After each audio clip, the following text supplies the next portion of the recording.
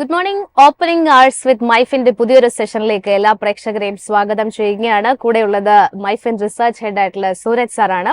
എന്തായാലും ഇന്ന് ഈ ആഴ്ചയിലെ ഒരു അവസാന ട്രേഡിംഗ് ഡേ ആണ്. നാളെ ഹോളി പ്രമാണിച്ച ആഭ്യന്തര വിപണിക്ക് അവധിയാണ്. അതോടൊപ്പം തന്നെ ഇന്നൊരു എക്സ്പയറി ഡേ കൂടിയാണ്. അങ്ങനെ ഒരുപാട് പ്രത്യേകതകളുള്ള ഒരു ദിവസത്തിലേക്കാണ് കടക്കുന്നത്. എല്ലാവർക്കും നല്ലൊരു ട്രേഡിംഗ് ഡേ കൂടി ആശംസിക്കുകയാണ്. സർ, ഏതായാലും നമുക്ക് കണക്കുകളിലേക്ക് തന്നെ പോകാം. ഇൻഫ്ലേഷൻ ഡേറ്റകൾ തന്നെയായിരുന്നു ഇന്ന് വിപണിക്ക് നിർണായകമാകുന്നത്. US ഇൻഫ്ലേഷൻ ഡേറ്റ വന്നിട്ടുണ്ടായിരുന്നു. നമ്മുടെ ആഭ്യന്തര വിപണിയുടെ ഇന്ത്യൻ മാർക്കറ്റിന്റെ ഡേറ്റ വന്നിട്ടുണ്ട്. റീറ്റെയിൽ ഇൻഫ്ലേഷൻ കണക്കുകൾ വന്നിട്ടുണ്ട്. അതിൽ ആദ്യം US ഇൻഫ്ലേഷൻ ഡേറ്റയിലേക്ക് പോകുന്ന സമയത്ത് എക്സ്പെക്ട് ചെയ്തതിനെ കഴിഞ്ഞും കുറവാണ് രേഖപ്പെടുത്തിയിരിക്കുന്നത്. 2.8% എന്നുള്ള ഒരു നിലവാരത്തിൽ തന്നെ.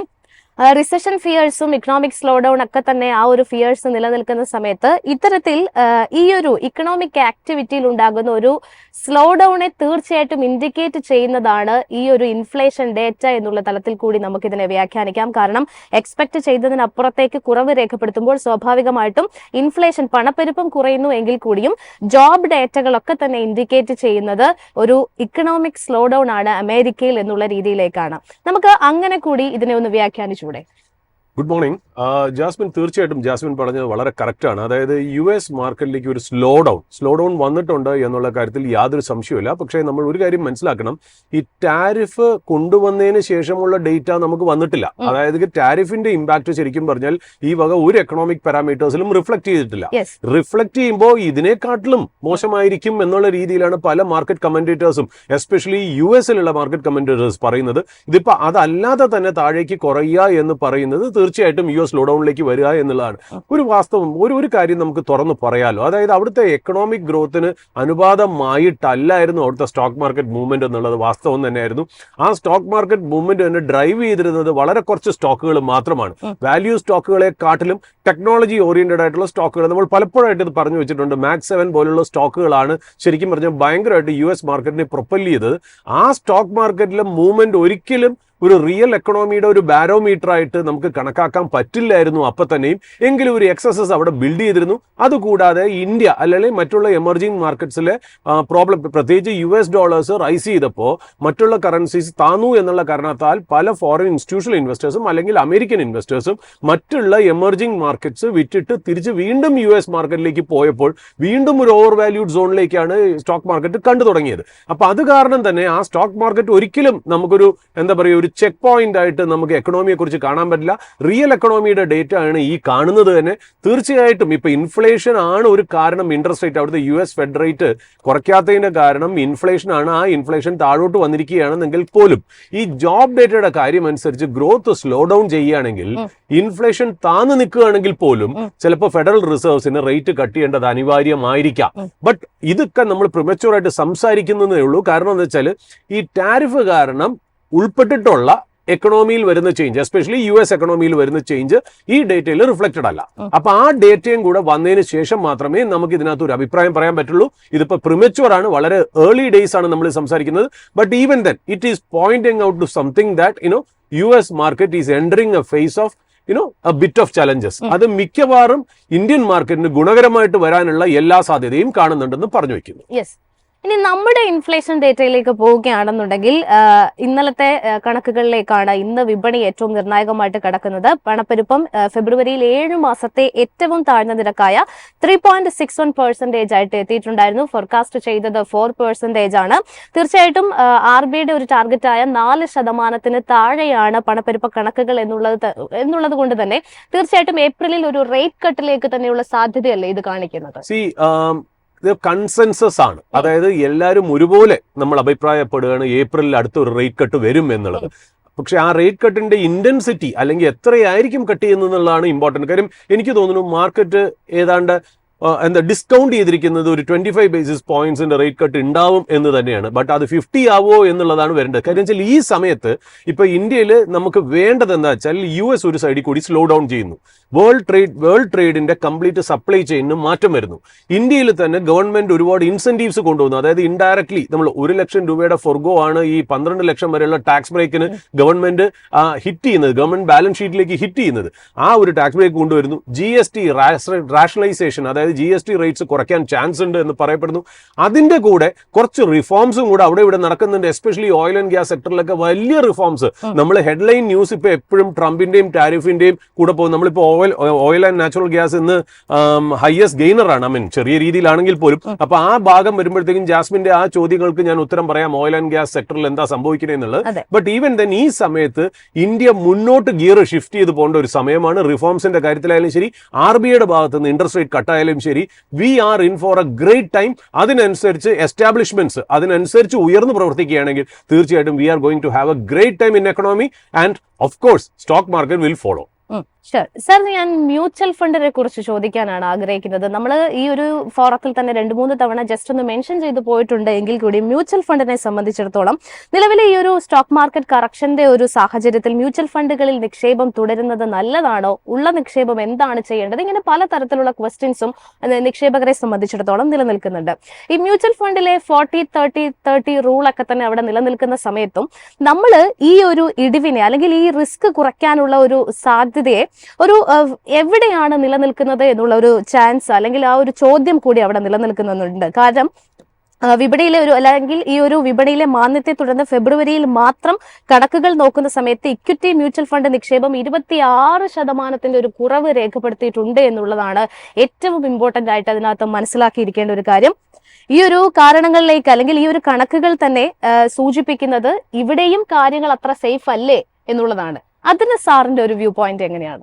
ജാസ്മിൻ, ഇത് പ്രേക്ഷകരുടെ അറിവിലേക്ക് വേണ്ടി പറയുകയാണ്. ഈ ആദ്യം തന്നെ നമ്മൾ മനസ്സിലാക്കേണ്ടത് മ്യൂച്വൽ ഫണ്ട് എന്ന് പറയുന്നത് എങ്ങനത്തെ പ്രോഡക്റ്റ് ആണെന്നുള്ളത്. ഇപ്പൊ നമ്മളെ പോലത്തെ ഒരു റീറ്റെയിൽ ഇൻവെസ്റ്റർ സാധാരണ എന്താ ചെയ്യുന്നത്, ഏതെങ്കിലും ഒരു ബ്രോക്കറിന്റെ അടുത്ത് ഒരു ഡിമാറ്റ് അക്കൗണ്ട് തുടങ്ങിയിട്ട് ആ ഡിമാറ്റ് അക്കൗണ്ടിലേക്ക് നമ്മൾ ഫണ്ട് ഇടുന്നു.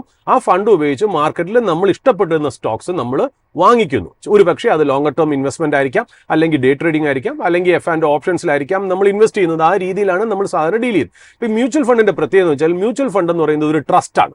ആ ട്രസ്റ്റ് നമ്മൾ കൊടുക്കുന്ന പൈസ, അതായത് സബ്സ്ക്രൈബേഴ്സ്, മ്യൂച്വൽ ഫണ്ടിന്റെ യൂണിറ്റ് മേടിക്കുന്ന സബ്സ്ക്രൈബേഴ്സിന്റെ പൈസ എല്ലാം കൂടെ പൂളിങ് ചെയ്തിട്ട്, അതായത് ഒരുമിച്ച് വെച്ചിട്ട് അവരെന്താ ചെയ്യുന്നത്, അവർ സ്റ്റോക്ക് മേടിക്കുന്നു.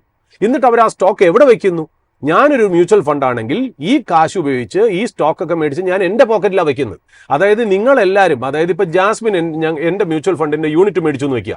ജാസ്മിന് ഷെയർ ആയിട്ട് ഡയറക്ട്ലി ബന്ധമില്ല. ഷെയർ കംപ്ലീറ്റ് എന്റെ പോക്കറ്റിലായിരിക്കുന്നു. ഞാൻ തരുന്നത് എന്റെ യൂണിറ്റ് ആണ്, എന്റെ വാച്ചാണ് ഞാൻ ജാസ്മിന് തരുന്നത്, അല്ലെങ്കിൽ എന്റെ ഷർട്ടാണ് വേറൊരു വ്യക്തിക്ക് കൊടുക്കുന്നത്. ഇങ്ങനത്തെ രീതിയിലാണ് മ്യൂച്വൽ ഫണ്ട് ഓപ്പറേറ്റ് ചെയ്യുന്നത്.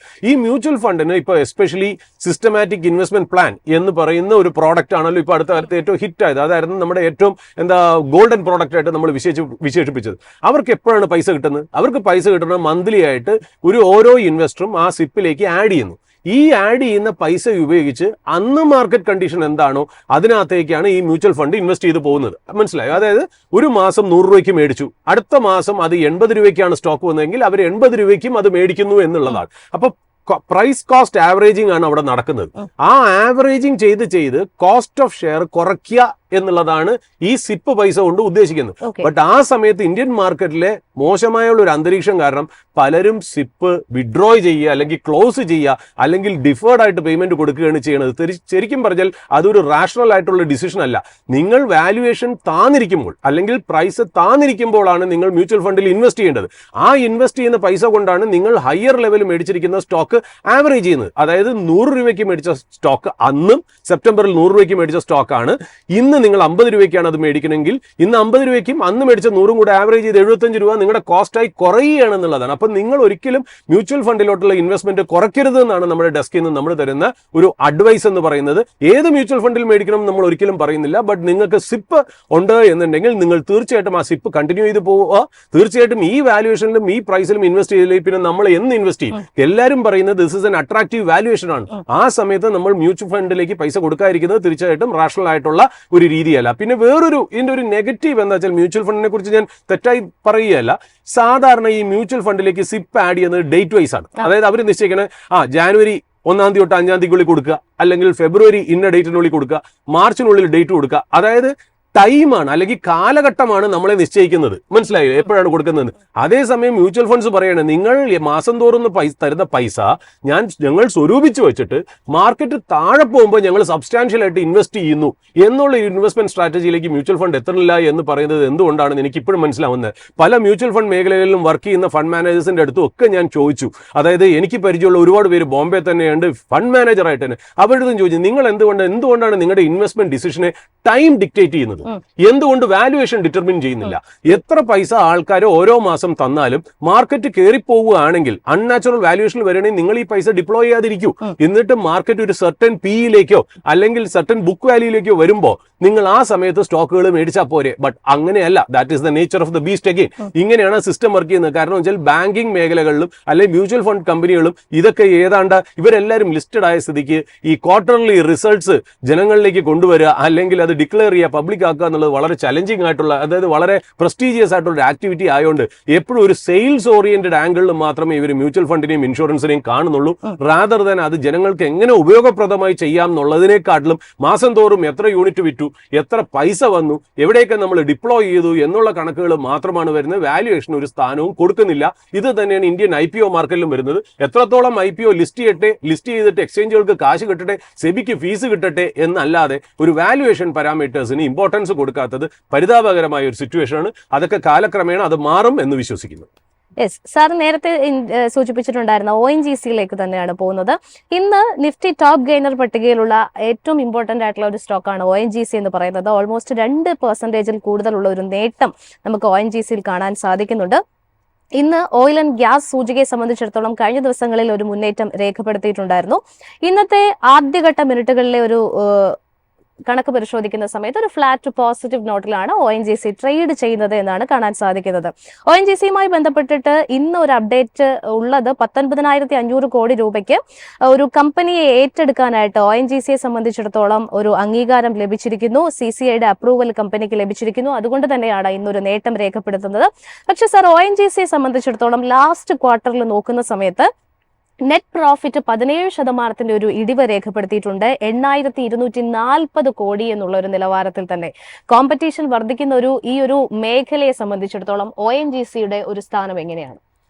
ജാസ്മിൻ, ഞാൻ ONGCയെ കുറിച്ചും അല്ലെങ്കിൽ ഓയിൽ ആൻഡ് ഗ്യാസ് ഇൻഡസ്ട്രിയെ കുറിച്ച് പറയുന്നതിന് മുമ്പ് ഞാൻ ചെറിയൊരു ന്യൂസ് റിപ്പോർട്ട് ഞാൻ ജനങ്ങളായിട്ടൊന്ന് ഷെയർ ചെയ്തോട്ടെ പ്രേക്ഷകരായിട്ട്. അതായത് QS വേൾഡ് യൂണിവേഴ്സിറ്റി റാങ്കിങ്ങിൽ അതിന്റെ 15th എഡീഷനായ റിപ്പോർട്ടിൽ അവർ പറയുന്നത് ടോപ്പ് 50 യൂണിവേഴ്സിറ്റി വേൾഡ് വൈഡ്, ഇവരെന്ന് വെച്ചാൽ ഈ എഡ്യൂക്കേഷണൽ ഇൻസ്റ്റിറ്റ്യൂഷന്റെ റാങ്കിങ് ചെയ്യുന്ന ഓർഗനൈസേഷനാണ് ഈ QS വേൾഡ് യൂണിവേഴ്സിറ്റി എന്ന് പറയുന്നത്. അവരൊരു റാങ്കിങ് പട്ടികയെക്കുറിച്ചാണ് ഞാൻ ഈ സംസാരിക്കുന്നത്.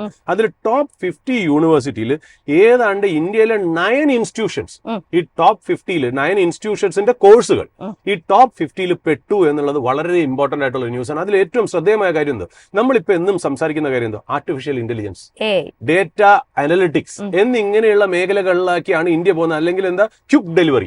ഇതൊക്കെയാണ് നമ്മൾ എന്നും മാർക്കറ്റിലും എക്കണോമിയിലും പറയുന്ന സംസാരങ്ങൾ. ട്രഡീഷണൽ ആയിട്ടുള്ള ഇൻഡസ്ട്രികളെ കുറിച്ച് നമ്മൾ സംസാരിക്കാറില്ല.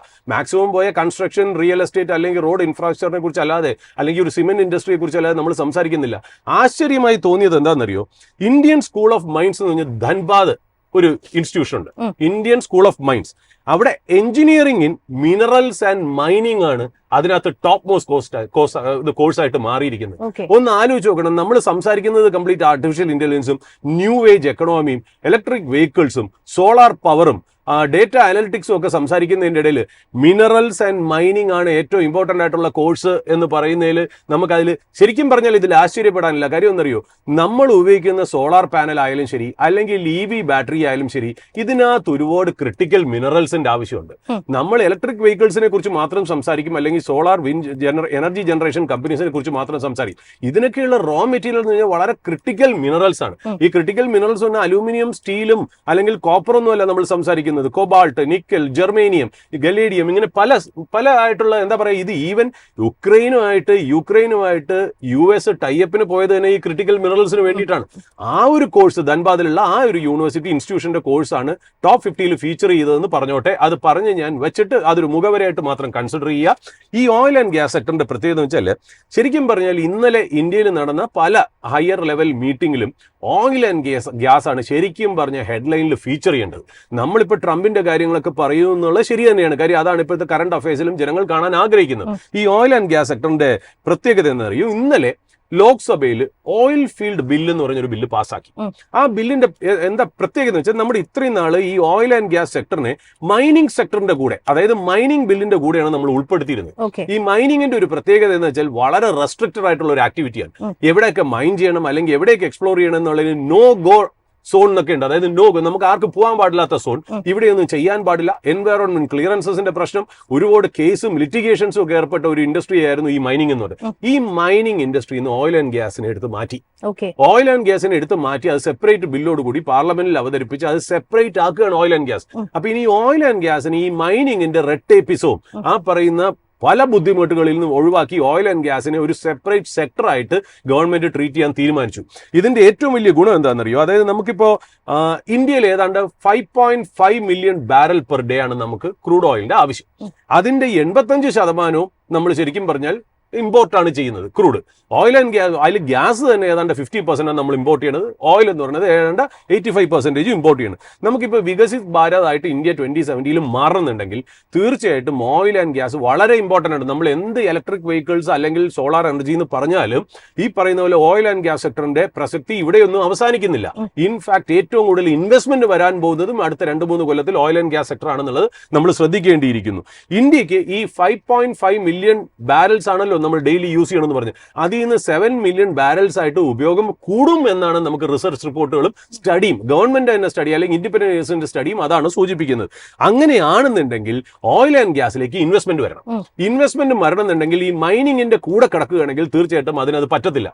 അപ്പൊ അതിനെ അവിടെ നിന്ന് ഒരു ബില്ല് കൊണ്ട് എടുത്ത് മാറ്റിയിട്ട് ഇനി എന്താ സംഭവിക്കുന്നത്? ഇതിൽ അപ്സ്ട്രീം കമ്പനീസ് ഉണ്ട്. അതായത് ഓയിൽ ആൻഡ് ഗ്യാസ് സെക്ടറിൽ അപ്സ്ട്രീം കമ്പനീസ് ഉണ്ട്, ഡൗൺ സ്ട്രീം കമ്പനീസ് ഉണ്ട്. അപ്സ്ട്രീം കമ്പനീസ് പറഞ്ഞാൽ ഈ ഓയിൽ എക്സ്പ്ലോറേഷൻ ഇങ്ങനത്തെ കാര്യങ്ങളൊക്കെ ചെയ്യുന്നത് അപ്സ്ട്രീം കമ്പനീസ് ആണ്. അത് ONGC, ഓയിൽ ഇന്ത്യ ഒക്കെയാണ് ആ ഒരു പട്ടികയിൽ വരുന്നത്.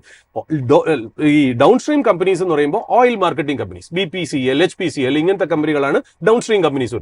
ഈ അപ്സ്ട്രീം കമ്പനീസ് ആയ ONGCയും ഓയിൽ ഇന്ത്യയും പല കമ്പനികളായിട്ട് ഇന്ന് ടോക്സിലാണ്. അതായത് ഇപ്പൊ BP, ഷെൽ, എക്സോൺ മോബിൽ, ആരാംകോ ഒക്കെ ആയിട്ട് ഇന്ത്യയിൽ ഓയിൽ എക്സ്പ്ലോറേഷൻ കൂട്ടാൻ അവർ തയ്യാറാണ്. അപ്പൊ ഈ ബില്ലാണ് ഇതിന്റെ എന്താ പറയുക ഒരു അടിസ്ഥാനമായിട്ട്, ഇതിന്റെ ഒരു ബേസിസ് ആയിട്ട് നിലനിന്നിരുന്നത്. അത് വന്നോടുകൂടി ഇനി ഓയിൽ ആൻഡ് ഗ്യാസ് സെക്ടർ ഇനി ഗിയർ മാറ്റി മുന്നോട്ട് പോകുന്ന ഒരു സ്ഥിതിയാണ് കാണുന്നത്. അതിന്റെ കൂടെ തന്നെ നമ്മൾ ചേർത്ത് വായിക്കേണ്ട ഒരു കാര്യം എന്ന് വെച്ചാൽ, നമ്മൾ ഈ ഓയിൽ ഇന്നലെ വലിയൊരു മീറ്റിംഗ് നടന്നിട്ടുണ്ട്. ശരിക്കും പറഞ്ഞാൽ നമ്മൾ പത്രങ്ങളിലും മീഡിയയിൽ അത് കവർ ചെയ്യാത്താണ്. ഈ ഓയിൽ ആൻഡ് ഗ്യാസ് ആയതുകൊണ്ട് ഞാൻ അതിനെ ചേർത്ത് പറയുന്നു എന്നേ ഉള്ളൂ. അതായത് ഇന്നലെ 3 ഡിപ്പാർട്ട്മെന്റുകൾ ഒന്നിച്ച് മീറ്റ് ചെയ്യുന്നു. അതായത് shipping ministry, oil and gas ministry, oil and gas companies എല്ലാവരും കൂടെ മീറ്റ് ചെയ്തിട്ട് ഗവൺമെന്റ് അടുത്ത് പറഞ്ഞതെന്ന് വെച്ചാൽ, ഇപ്പോൾ ഓയിൽ ആൻഡ് ഗ്യാസ് എക്സ്പ്ലോറേഷന് ONGC പോലുള്ള കമ്പനി, ഓയിൽ ഇന്ത്യ പോലത്തെ കമ്പനികൾക്ക് ഈ റിഗിൽ നിന്ന് ഓഫ് ഷോർ ഡ്രില്ലിങ്ങിന് വേണ്ടിയിട്ട് സപ്ലൈസ് കൊണ്ടുപോകാനായിട്ട്, ഈ എക്സ്പ്ലോറേഷന് വേണ്ടിയിട്ടും ഒരു സൈഡിൽ എക്സ്പ്ലോറേഷനും എക്സ്പ്ലോയിറ്റേഷനും വേണ്ടി അവർക്ക് ഷിപ്സ് വേണം. രണ്ടാമത് അവർ റിഗുകളിലേക്ക് ആൾക്കാരെ കൊണ്ടുപോകാനും മെറ്റീരിയൽസ് കൊണ്ടുപോകാനും ഡിവൈസസ്, എക്യുപ്മെന്റ്സ് ഒക്കെ കൊണ്ടുപോകാനും അവർക്ക് ഷിപ്പ് വേണം. ഇതൊന്നും കൂടാതെ ഈ ബോംബെ ഹൈ പോലുള്ള സ്ഥലങ്ങളിൽ നിന്ന് ഓയിൽ എടുത്തിട്ട് സാധാരണ റീജിയണൽ ആയിട്ടുള്ള കോസ്റ്റൽ എന്താ പറയുക ഈ ഓയിൽ ഫീൽഡ്സിലേക്കും ഇത് കൊണ്ടുപോകേണ്ടതായിട്ടുണ്ട്. ഇതിനൊക്കെ വേണ്ടിയിട്ട് ഒരുപാട് ഷിപ്സ് ഇവർക്ക് വേണം. 40 തൊട്ട് 50 ഷിപ്പൊക്കെയാണ് ഡെയിലി ഇതിനു വേണ്ടിയൊക്കെ ഇവർ യൂസ് ചെയ്യുന്നത്. എന്നാൽ ഇന്ത്യയിൽ അത്ര ഷിപ്സും ഇല്ലേം താനും. ഇവർ പുറത്തുനിന്ന് ഷിപ്സ് ലീസ് ചെയ്തിട്ടാണ് അവർ നടത്തുന്നു. മനസ്സിലായല്ലോ? അതാണ് ONGCയും അല്ലെങ്കിൽ ഓയിൽ ഇന്ത്യയും ഫേസ് ചെയ്യുന്ന ബുദ്ധിമുട്ട്. അതേസമയം BPCL, HPCLും ഫേസ് ചെയ്യുന്ന ബുദ്ധിമുട്ട് എന്താണ്? അതായത് ഇപ്പൊ നമ്മൾ ഇത്രയും നാൾ ഗൾഫിൽ നിന്നാണ് മേടിച്ചുകൊണ്ടിരുന്നത്. ഇപ്പൊ അടുത്ത കാലത്ത് കോവിഡിന് ശേഷം റഷ്യയായിട്ട് നമ്മളൊരു ടൈപ്പിലേക്ക് വന്ന് റഷ്യ എന്ന് ചീപ്പായിട്ടുള്ള ഓയിൽ ഇമ്പോർട്ട് ചെയ്തു. ഇപ്പൊ ട്രംപ് അഡ്മിനിസ്ട്രേഷനായിട്ട് നമ്മൾ ട്രീറ്റി സൈൻ ചെയ്തിട്ട് നമ്മളിപ്പോൾ എന്താ ചെയ്യുന്നത്? അവിടുന്ന് ഓയിൽ ഇമ്പോർട്ട് ചെയ്യാൻ പോകുന്നു. ഇന്ത്യൻ ഷിപ്പുകൾ അതിന് വളരെ കുറവാണ്. Oil and gas ministry, oil and gas companies നേരെ ചെന്ന് ഓയിൽ ആൻഡ് ഗ്യാസ് മിനിസ്ട്രിയോട് ചേർന്ന് നിന്ന്, മിനിസ്ട്രി ഓഫ് ഷിപ്സും ഷിപ്പ് ബിൽഡിങ്ങും കൂടെ ചേർന്ന് നിന്ന് സംസാരിച്ചിട്ട് പറയണം, ഞങ്ങൾക്ക് കൂടുതൽ ഷിപ്പ് വേണം, തൽക്കാലം ഞങ്ങൾ മറ്റുള്ള ഷിപ്പിംഗ് കമ്പനിയായിട്ട് ഒരു കോൺട്രാക്ട് ടേംസിൽ ഞങ്ങൾ പൊക്കോളാം. അതും കൂടുതൽ ഫോറിൻ ഷിപ്സ് ആണ്. ഇപ്പോഴാണെങ്കിൽ ചൈനീസ് ഷിപ്സിന് അവിടെ തീർച്ചയായിട്ടും വലിയ ഫൈനാണ് അവിടെ US വെച്ചേക്കുന്നത്. അതായത് ഇപ്പൊ ഇന്ത്യയുടെ കൺസൈൻമെന്റ് ആണ് കൊണ്ടുപോകണമെങ്കിലും ചൈനീസ് മെയ്ഡ് ഷിപ്പാണോ, ഏത് ഫ്ലാഗ് ആണ് ആ ഷിപ്പിൽ ഇരിക്കുന്നതെന്ന് ഒരു പ്രശ്നമില്ല, ഏത് കൺട്രി ഉപയോഗിച്ചാലും കുഴപ്പമില്ല, ചൈനീസ് ബിൽറ്റ് ഷിപ്പാണോ ഞങ്ങൾ അതിന് ഫൈൻ അടിക്കുമെന്നാണ് US പറഞ്ഞത്. അപ്പൊ ഇന്നത്തെ കാലഘട്ടത്തിൽ ഈ കമ്പനികളെല്ലാം കൂടെ പറയുന്നത് വി നീഡ് മോർ ഷിപ്സ്, അതിന് വേണ്ടിയിട്ട് നിങ്ങൾ ഷിപ്പ് ബിൽഡിംഗ് വളരെ ഫാസ്റ്റ് ആക്കണം എന്നുള്ളതാണ്.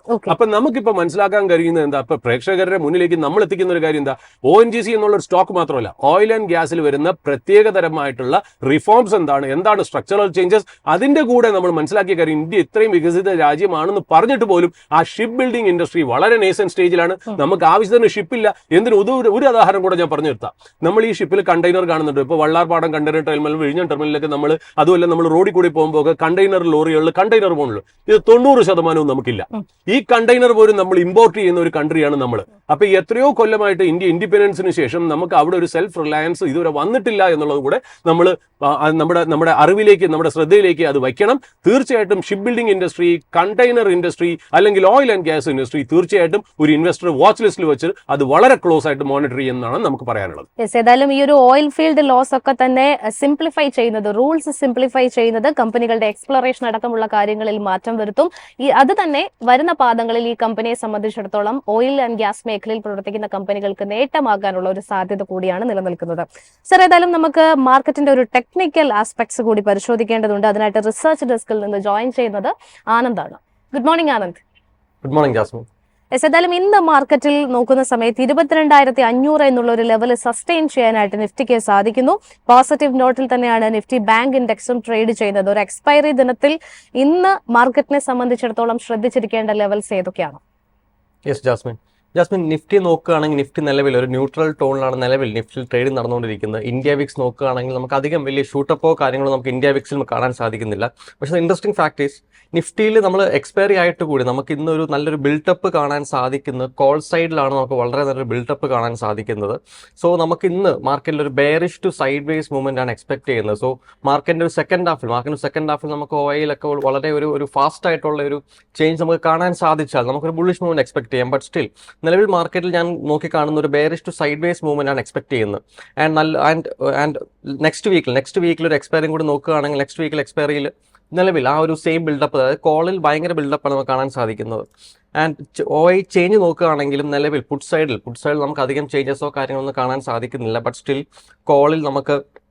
കോളിൽ പ്രത്യേകിച്ച് 22,500 എന്ന് പറയുന്ന ഒരു സ്ട്രൈക്കിൽ വളരെ നല്ലൊരു ഹ്യൂജ് ബിൽഡപ്പ് നമുക്ക് കാണാൻ സാധിക്കുന്നുണ്ട്. ആൻഡ് നിഫ്റ്റി നോക്കുകയാണെങ്കിൽ നിഫ്റ്റിയിൽ നിലവിൽ ട്രേഡിംഗ് നടന്നുകൊണ്ടിരിക്കുന്നത് 22,500ലാണ്. 22,500 തന്നെയാണ് വളരെ നല്ലൊരു ബിൽഡപ്പ് നമുക്ക് കാണുന്നത്. സോ ശ്രദ്ധിച്ചിരിക്കേണ്ട ലെവലുകൾ എന്ന് പറയുന്നത് നിലവിൽ ഒരു സൈക്കോളജിക്കൽ ലെവലായി അറൌണ്ട് 22,600 എന്ന് പറയുന്ന ഒരു പോയിന്റ് നമുക്ക് ഒരു വളരെ ഇമ്പോർട്ടൻ്റ് ആയിട്ടുള്ള റെസിസ്റ്റൻസ് പോയിന്റ് ആണ്. ആൻഡ് സപ്പോർട്ടിലേക്ക് നോക്കുകയാണെങ്കിൽ നിലവിൽ 22,320 എന്ന് പറയുന്ന ഒരു ലെവലാണ് ഒരു സപ്പോർട്ടായിട്ട് കണക്കാക്കാൻ സാധിക്കുന്നത്. ആ ഒരു ലെവൽ മാർക്കറ്റ് ബ്രേക്ക് ചെയ്യുകയാണെങ്കിൽ നമുക്ക് വളരെ ഒരു റാപ്പിഡ് ആയിട്ടുള്ള ഫോൾ നമുക്ക് നിഫ്റ്റിയിൽ എക്സ്പെക്ട് ചെയ്യാം.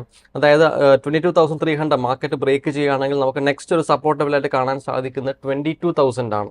ആൻഡ് ആ ഒരു ഫോൾ നമുക്ക് ഐ തിങ്ക് അറൌണ്ട് ഒരു വിത്തിൻ ഒരു 2 ഡേയ്സ് ആ ഒരു സപ്പോർട്ട് ബ്രേക്ക് ചെയ്യുകയാണെങ്കിൽ വിത്തിൻ ഒരു 2 ഡേയ്സ് നമുക്ക് നിഫ്റ്റി ഏകദേശം ഒരു 22,000 വരെ പോകുമെന്ന് നമുക്ക് എക്സ്പെക്ട് ചെയ്യാം. ജാസ്മിൻ.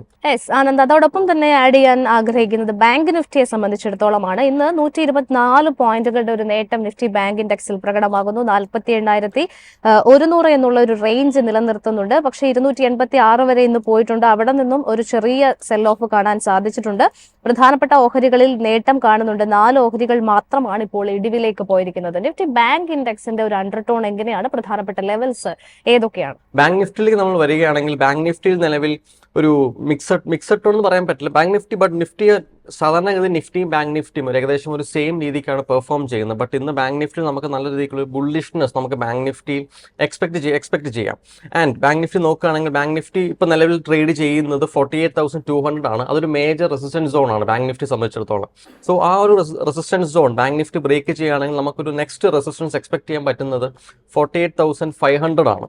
അതായത് ഏകദേശം ഒരു 300 പോയിന്റ്സിന്റെ ഒരു മൂവ്മെന്റ് നമുക്ക് ബാങ്ക് നിഫ്റ്റിയിൽ എക്സ്പെക്ട് ചെയ്യാം. ആ ഒരു റെസിസ്റ്റൻസ് പോയിന്റ് മാർക്കറ്റ് ബ്രേക്ക് ചെയ്യുകയാണെങ്കിൽ. ബട്ട് സ്റ്റിൽ അവിടെ നിന്ന് ഒരു സെൽ ഓഫ് നടക്കുകയാണെങ്കിൽ നമുക്ക് നെക്സ്റ്റ് ഒരു സപ്പോർട്ട്, അതായത് 48,200 നിലവിൽ ട്രേഡ് ചെയ്തുകൊണ്ടിരിക്കുന്ന ലെവലിൽ നിന്ന് ഒരു സെൽ ഓഫ് നടക്കുകയാണെങ്കിൽ നമുക്ക് ഏകദേശം ഒരു 47,785 to 47,800 ഈ ഒരു ലെവൽ നമുക്കൊരു സപ്പോർട്ട് എക്സ്പെക്ട് ചെയ്യാം. ആൻഡ് ആ ഒരു സപ്പോർട്ട് ബാങ്ക് നിഫ്റ്റി ബ്രേക്ക് ചെയ്യുകയാണെങ്കിൽ നിലവിൽ ഒരു നെക്സ്റ്റ് സപ്പോർട്ടായിട്ട് കണക്കാക്കാൻ പറ്റുന്നത് 47,500 ആണ്. Bank Nifty I think bank നിഫ്റ്റിയിൽ നമുക്ക് ഇന്നൊരു നല്ലൊരു ബുള്ളിഷ് മൂവ്മെന്റ് ആണ് ബാങ്ക് നിഫ്റ്റിയിൽ നിന്ന് എക്സ്പെക്ട് ചെയ്യുന്നത്. ജാസ്മിൻ. ഏതായാലും അടുത്ത ഒരു സെഗ്മെന്റ് ഓയിൽ ആൻഡ് ഗ്യാസ് ആണ്. അതിൽ തന്നെ എനിക്ക് ചോദിക്കാനുള്ളത് ONGCയെ കുറിച്ചാണ്. ഇന്ന് ഓയിൽ ആൻഡ് ഗ്യാസ് 6% നേട്ടം രേഖപ്പെടുത്തുന്ന സമയത്ത് സെക്ടറിൽ ഒരു ഔട്ട് പെർഫോമൻസ് നടത്തുന്നത് ഞങ്ങൾ നേരത്തെ സംസാരിച്ചിട്ടുണ്ടായിരുന്നു. ഫണ്ടമെന്റലി ഒരുപാട് കാര്യങ്ങൾ 2% കൂടുതൽ ഇന്ന് സ്റ്റോക്ക് നേട്ടം രേഖപ്പെടുത്തുന്നുണ്ട്.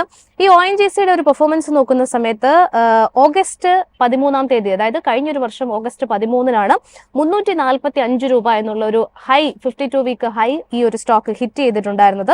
അവിടെ നിന്നും 215 രൂപ എന്നുള്ള ഒരു 52 വീക്ക് ലോ ഈ ഒരു മാർച്ച് 4-ാം തീയതി രേഖപ്പെടുത്തിയിട്ടുണ്ട്. പിന്നീട് ഈ ഒരു സ്റ്റോക്കിലെ ഒരു മൂവ്മെന്റ് വളരെ വോളറ്റൈൽ ആയിരുന്നു. നിലവിൽ ONGCയെ സംബന്ധിച്ചിടത്തോളം ടെക്നിക്കൽ ആസ്പെക്ട്സ് ഇൻഡിക്കേറ്റ് ചെയ്യുന്നത് എങ്ങനെയാണ്? ONGC നോക്കുകയാണെങ്കിൽ ONGCയുടെ നിലവിൽ ഒരു അണ്ടർടോൺ എന്ന് പറയുന്ന ഒരു ബെയറിഷ് സെന്റിമെന്റ് തന്നെയാണ്. പക്ഷെ ONGC നിലവിൽ നിൽക്കുന്ന ലെവൽ ഒരു വളരെ സ്ട്രോങ് ആയിട്ടുള്ള സപ്പോർട്ടാണ്. അതായത് ജൂൺ 3-ാം തീയതി ക്രിയേറ്റ് ചെയ്ത ഒരു ലോയിലാണ് നിലവിൽ ONGC നിൽക്കുന്നത്. ആൻഡ് നിലവിൽ നോക്കുകയാണെങ്കിൽ അറൌണ്ട് 2% മൂവ്മെന്റ് ONGC കാണാൻ സാധിക്കുന്നുണ്ട്. ആൻഡ് ONGCയുടെ ഒരു പ്രത്യേകത എന്ന് വെച്ച് കഴിഞ്ഞാൽ ഏകദേശം ഒരു most of the time ONGC ഒരു ബുള്ളിഷ് മൂവ്മെന്റ് നടത്തുന്ന സമയത്ത് ഒരു വളരെ സ്ട്രോങ് ആയിട്ട് ബുള്ളിഷ് മൂവ്മെന്റ് നടത്തും. അതായത് വളരെ റാപ്പിഡ് ആയിട്ടാണ് 2%, 3%, 5% ONGC മൂവ്മെന്റ് നടത്തുന്നത്. ആൻഡ് ബെയറിഷ് സെന്റിമെന്റിലേക്ക് വരുമ്പോൾ വളരെ സ്ലോ മൂവിംഗ് ആണ് ONGC. സോ നിലവിൽ ഒരു മേജർ സപ്പോർട്ടായിട്ട് നമുക്ക് ONGCയിൽ കാണാൻ സാധിക്കുന്നത് 222 റുപ്പീസ് ആണ്. ആൻഡ് നോക്കുകയാണെങ്കിൽ ഒരു റെസിഡൻസ് നോക്കുകയാണെങ്കിൽ 234 റുപ്പീസും ആ ഒരു റെസിഡൻസ് ബ്രേക്ക് ചെയ്യുകയാണെങ്കിൽ നിലവിൽ 243 റുപ്പീസ് വരെ പോകാം. Jasmine. Okay Anand, thank you. ഏതായാലും ഞാൻ സൂരജ് സാറിലേക്ക് തന്നെയാണ് വരുന്നത്. സൂരജ് സാർ, ഇന്ന് മറ്റൊരു സ്റ്റോക്ക് ഉള്ളത് ടാറ്റ സ്റ്റീൽ ആണ്. ഓൾമോസ്റ്റ് 1.27% ഒരു നേട്ടം ടാറ്റ സ്റ്റീൽ രേഖപ്പെടുത്തുന്നുണ്ട് 152 രൂപ എന്നുള്ള ഒരു നിലവാരത്തിൽ. ടാറ്റ സ്റ്റീലിന്റെ ഒരു തലപ്പത്ത് മാറ്റങ്ങൾ വരുന്നു. രാജീവ് കുമാർ രാജിവെച്ചിരിക്കുന്നു. ടാറ്റ സ്റ്റീൽ കലിംഗ നഗറിന്റെ ഒരു ഓപ്പറേഷൻ വൈസ് പ്രസിഡന്റ് ആയിരുന്നു. അതിനൊപ്പം തന്നെ ചേർത്ത് വായിക്കേണ്ടത് മാനേജ്മെന്റ് തലപ്പത്തിലുള്ള മാറ്റങ്ങൾ എപ്പോഴും അത് രണ്ട് രീതിയിൽ തന്നെ വരാറുണ്ട്. ഒന്ന് വളരെ പോസിറ്റീവായിട്ട് കമ്പനികൾക്ക് വരാറുണ്ട്, മറ്റൊന്ന് ആ ഒരു അനിശ്ചിതാവസ്ഥ അവിടെ നിലനിൽക്കലുമുണ്ട്. പക്ഷെ ഇതിനോടൊപ്പം ചേർത്ത് വെക്കേണ്ടത് ആഗോള ബ്രോക്കറേജ് സ്ഥാപനമായിട്ടുള്ള JP മോർഗൻ ടാറ്റ സ്റ്റീലിന് ഒരു ഓവർ വെയിറ്റ് കോൾ നിലവിൽ നൽകിയിരിക്കുന്നു എന്നുള്ളതാണ്. അടുത്ത 12 മാസത്തിനുള്ളിൽ ടാർഗറ്റ് ആയിട്ടുള്ള 180 രൂപയിലേക്ക് എത്താനുള്ള ഒരു സാധ്യത പറയുന്നു. നിലവിലെ ഒരു ക്ലോസിംഗ്, കഴിഞ്ഞ ദിവസത്തെ ക്ലോസിംഗിൽ നിന്ന് ഏകദേശം 20% അപ്സൈഡ് പൊട്ടൻഷ്യലിന്റെ ഒരു സാധ്യതയുള്ള സ്റ്റോക്കായിട്ടാണ് ടാറ്റ സ്റ്റീലിനെ JP മോർഗൻ തന്നെ വിലയിരുത്തിയിരിക്കുന്നത്. ടാറ്റ സ്റ്റീൽ എന്ന് പറയുന്ന ഒരു സ്റ്റോക്കിനെ സംബന്ധിച്ചിടത്തോളം സാർ എങ്ങനെയാണ് നോക്കിക്കാണുന്നത്? ജാസ്മിൻ, അതിനു മുമ്പേ നമ്മുടെ റിസർച്ച് ഡെസ്കിൽ നിന്ന് കേദാർ പ്രഭുവിന്റെ ഒരു ഒരു അലർട്ട് ഉണ്ട്, ഒരു ന്യൂസ് അലർട്ട് നമുക്ക് പാസ് ചെയ്തിട്ടുണ്ട്. അതായത് IT sector officially bear market ആയി കഴിഞ്ഞു. ഏതാണ്ട് 8.4 lakh crore വാല്യൂ ആണ് IT സ്റ്റോക്സിന്റെ കറക്ഷനിൽ സംഭവിച്ചിരിക്കുന്നത്. ഏതാണ്ട് പീക്കിൽ നിന്ന് 21% ആ സെക്ടർ താഴേക്ക് പോയിരിക്കുന്നു എന്നുള്ളത് വളരെ ആശ്ചര്യകരമാണ്. നമ്മൾ എപ്പോഴും പറയുന്നത് ഡിഫെൻസീവ് സെക്ടർ ആയിട്ടാണ് നമ്മൾ ITയെ സാധാരണ നമ്മൾ രേഖപ്പെടുത്തുന്നതും ജനങ്ങളുടെ മുന്നിലേക്ക് വെക്കുന്നതും, അല്ലെങ്കിൽ ഏതൊരു റിസർച്ച് റിപ്പോർട്ടിലും പറയുന്നത് ഡിഫെൻസീവ് FMCGയും ITയും ഫാർമ എന്നുള്ളതാണ്. അവിടെ IT സെക്ടർ ആദ്യമായി 21%ലേക്ക് പോയിരിക്കുന്നു. അതൊരു ബെയർ മാർക്കറ്റ് എന്നല്ല, ഒരു ബെയർ ടെറിട്ടറി. ഒഫീഷ്യലി നമ്മൾ പറയുന്നത് പീക്കിൽ നിന്ന് ഒരു സ്റ്റോക്കോ അല്ലെങ്കിൽ ഒരു സെക്ടറോ 20% താഴെ പോവുകയാണെങ്കിൽ അത് ബെയർ ടെറിട്ടറി കയറി എന്ന് പറയും. ആ ബെയർ ടെറിട്ടറിയിലേക്ക് IT ഇൻഡെക്സ് എത്തിയിരിക്കുന്നു എന്നുള്ളത് ബ്രേക്ക് ചെയ്തിരിക്കുന്നു കേദാർ പ്രഭു. യെസ് സർ, ടാറ്റ സ്റ്റീലിലേക്ക് തന്നെ വരാം. ഇപ്പോൾ അതിനു മുൻപ് വളരെ പെട്ടെന്ന് ഇപ്പോൾ അപ്ഡേറ്റ്സുമായിട്ട് റിസർച്ച് ഡെസ്കിൽ നിന്ന് അനില റെഡി ആയിട്ടുണ്ട്. നമുക്ക് മാർക്കറ്റിന്റെ ഒരു ആദ്യ മണിക്കൂറുകളിലെ ഒരു ഡീറ്റെയിൽസ് എങ്ങനെയാണ് എന്നുള്ളത് വളരെ പെട്ടെന്ന് അറിയാം. Anila, good morning. Yes, good morning Jasmine. Yes, ഏതായാലും മാർക്കറ്റിലേക്ക് നോക്കുന്ന സമയത്ത് ഇന്ന് 22,556 വരെ പോയ നിഫ്റ്റിയെ സംബന്ധിച്ചിടത്തോളം 22,534 നിലവിൽ ട്രേഡ് ചെയ്യുന്നത്. ഒരു പോസിറ്റീവ് നോട്ടിലേക്ക് മാറുന്നു. ബാങ്ക് നിഫ്റ്റിയിലും ആ ഒരു മുന്നേറ്റമുണ്ട്. അഡ്വാൻസ്ഡ് ഡിക്ലൈൻ റേഷ്യോയിൽ ബുൾസിന്റെ ഒരു ആധിപത്യം കാണുന്നുണ്ട്. എന്തൊക്കെയാണ് ഈ മിനിറ്റുകളിലെ പ്രധാനപ്പെട്ട അപ്ഡേറ്റ്സ്? അതോടൊപ്പം തന്നെ ഇപ്പോൾ IT മാർക്കറ്റിനെ സംബന്ധിച്ച് അല്ലെങ്കിൽ IT ഇൻഡെക്സിനെ സംബന്ധിച്ചിടത്തോളം ഒരു ബെയർ ടെറിട്ടറിയിലേക്ക് കടത്തിരിക്കുന്നു എന്നുള്ള ഒരു വാർത്തകൾ കൂടി വരുന്നുണ്ട്. എങ്ങനെയാണ് അപ്ഡേറ്റ്സ്? യെസ് ജാസ്മിൻ, നമ്മൾ ഇന്നത്തെ ഈ ഒരു വീക്കിലെ അവസാനത്തെ ട്രേഡിംഗ് ഡേയിലേക്ക് നമ്മളിപ്പോൾ കടന്നിരിക്കുന്നത്. തീർച്ചയായിട്ടും തുടക്കത്തിൽ ഒരു ഫ്ലാറ്റ് സ്റ്റോണിലായിരുന്നു നിലനിന്നിരുന്നത് എങ്കിൽ പോലും പിന്നീട് അവിടെ നിന്നൊരു ബൗൺസ് ബാക്ക്, അതൊരു വളരെ സ്റ്റെപ്പ് ബൈ സ്റ്റെപ്പ് ആയിട്ടുള്ള ഒരു ബൗൺസ് ബാക്ക് നടത്താനായിട്ട് ഇൻഡെക്സിന് സാധിച്ചിട്ടുണ്ട്. 22,533 എന്നൊരു നിലയിലേക്ക് ഉയരാനായിട്ട് സാധിച്ചത്. വീണ്ടും 22,500 എന്നൊരു ലെവൽ റീക്ലെയിം ചെയ്യാനായിട്ട് ഇന്നത്തെ ആദ്യ 45 മിനിറ്റുകൾ പിന്നിടുമ്പോഴേക്കും നിഫ്റ്റി 50ക്ക് സാധിക്കുന്നുണ്ട്. മാത്രമല്ല സെക്ടേഴ്സ് പരിശോധിക്കുകയാണെങ്കിലും പല സെക്ടേഴ്സിലും ഒരു പോസിറ്റിവിറ്റി കടന്നു വന്നതായിട്ട് തന്നെ പറയാം. തുടക്കത്തിൽ പലതിലും ഒരു നെഗറ്റീവ് ടോണിലായിരുന്നു ട്രേഡിംഗ്, അല്ലെങ്കിൽ സെക്ടേഴ്സ് ഒക്കെ ഒരു മിക്സഡ് പെർഫോമൻസ് ആയിരുന്നുവെങ്കിൽ ഇപ്പോൾ അവിടെ നിന്നൊക്കെ ഒരു പോസിറ്റീവ് ടോണിലൊക്കെ. തീർച്ചയായിട്ടും ഇന്നൊരു എക്സ്പയറി ഡേ കൂടിയാണ്. നിക്ഷേപകർ കഴിഞ്ഞ ഒരു വീക്കിലൊക്കെ വളരെ വോളറ്റൈൽ ആയിട്ടുള്ള എക്സ്പയറി ഡേ ആയിരുന്നു കണ്ടിരുന്നത്. അത്തരത്തിലേക്കുള്ള ഒരു മൂവ്മെന്റ് തന്നെയാണ്, ആ ഒരു ഇൻഡിക്കേഷൻ തന്നെയാണ് ആദ്യ മിനിറ്റുകളിൽ നമുക്ക് ലഭിച്ചുകൊണ്ടിരിക്കുന്നത്. അതിനോടൊപ്പം തന്നെ പറയുകയാണെങ്കിൽ കഴിഞ്ഞ ദിവസങ്ങളിലൊക്കെ വളരെ ശക്തമായിട്ടുള്ള ഒരു കറക്ഷൻ നേരിട്ടിരുന്ന ഒരു സെക്ടർ ആയിരുന്നു IT എന്ന് പറയുന്നത്. IT ഇന്നിപ്പോൾ ഒരു ഫ്ലാറ്റ് സ്റ്റോണിലേക്കാണ് എത്തിയിരിക്കുന്നത്. IT യിലേക്ക് കടക്കുന്നതിന് മുമ്പ് വളരെ പെട്ടെന്ന് അഡ്വാൻസ് ഡിക്ലൈൻ റേഷ്യോ പരിശോധിക്കുകയാണെങ്കിൽ ബുൾസിന് ഒരു അല്പം കൂടി ഡൊമിനൻസ് ഇൻഡെക്സിൽ കാണാൻ സാധിക്കുന്നുണ്ട്.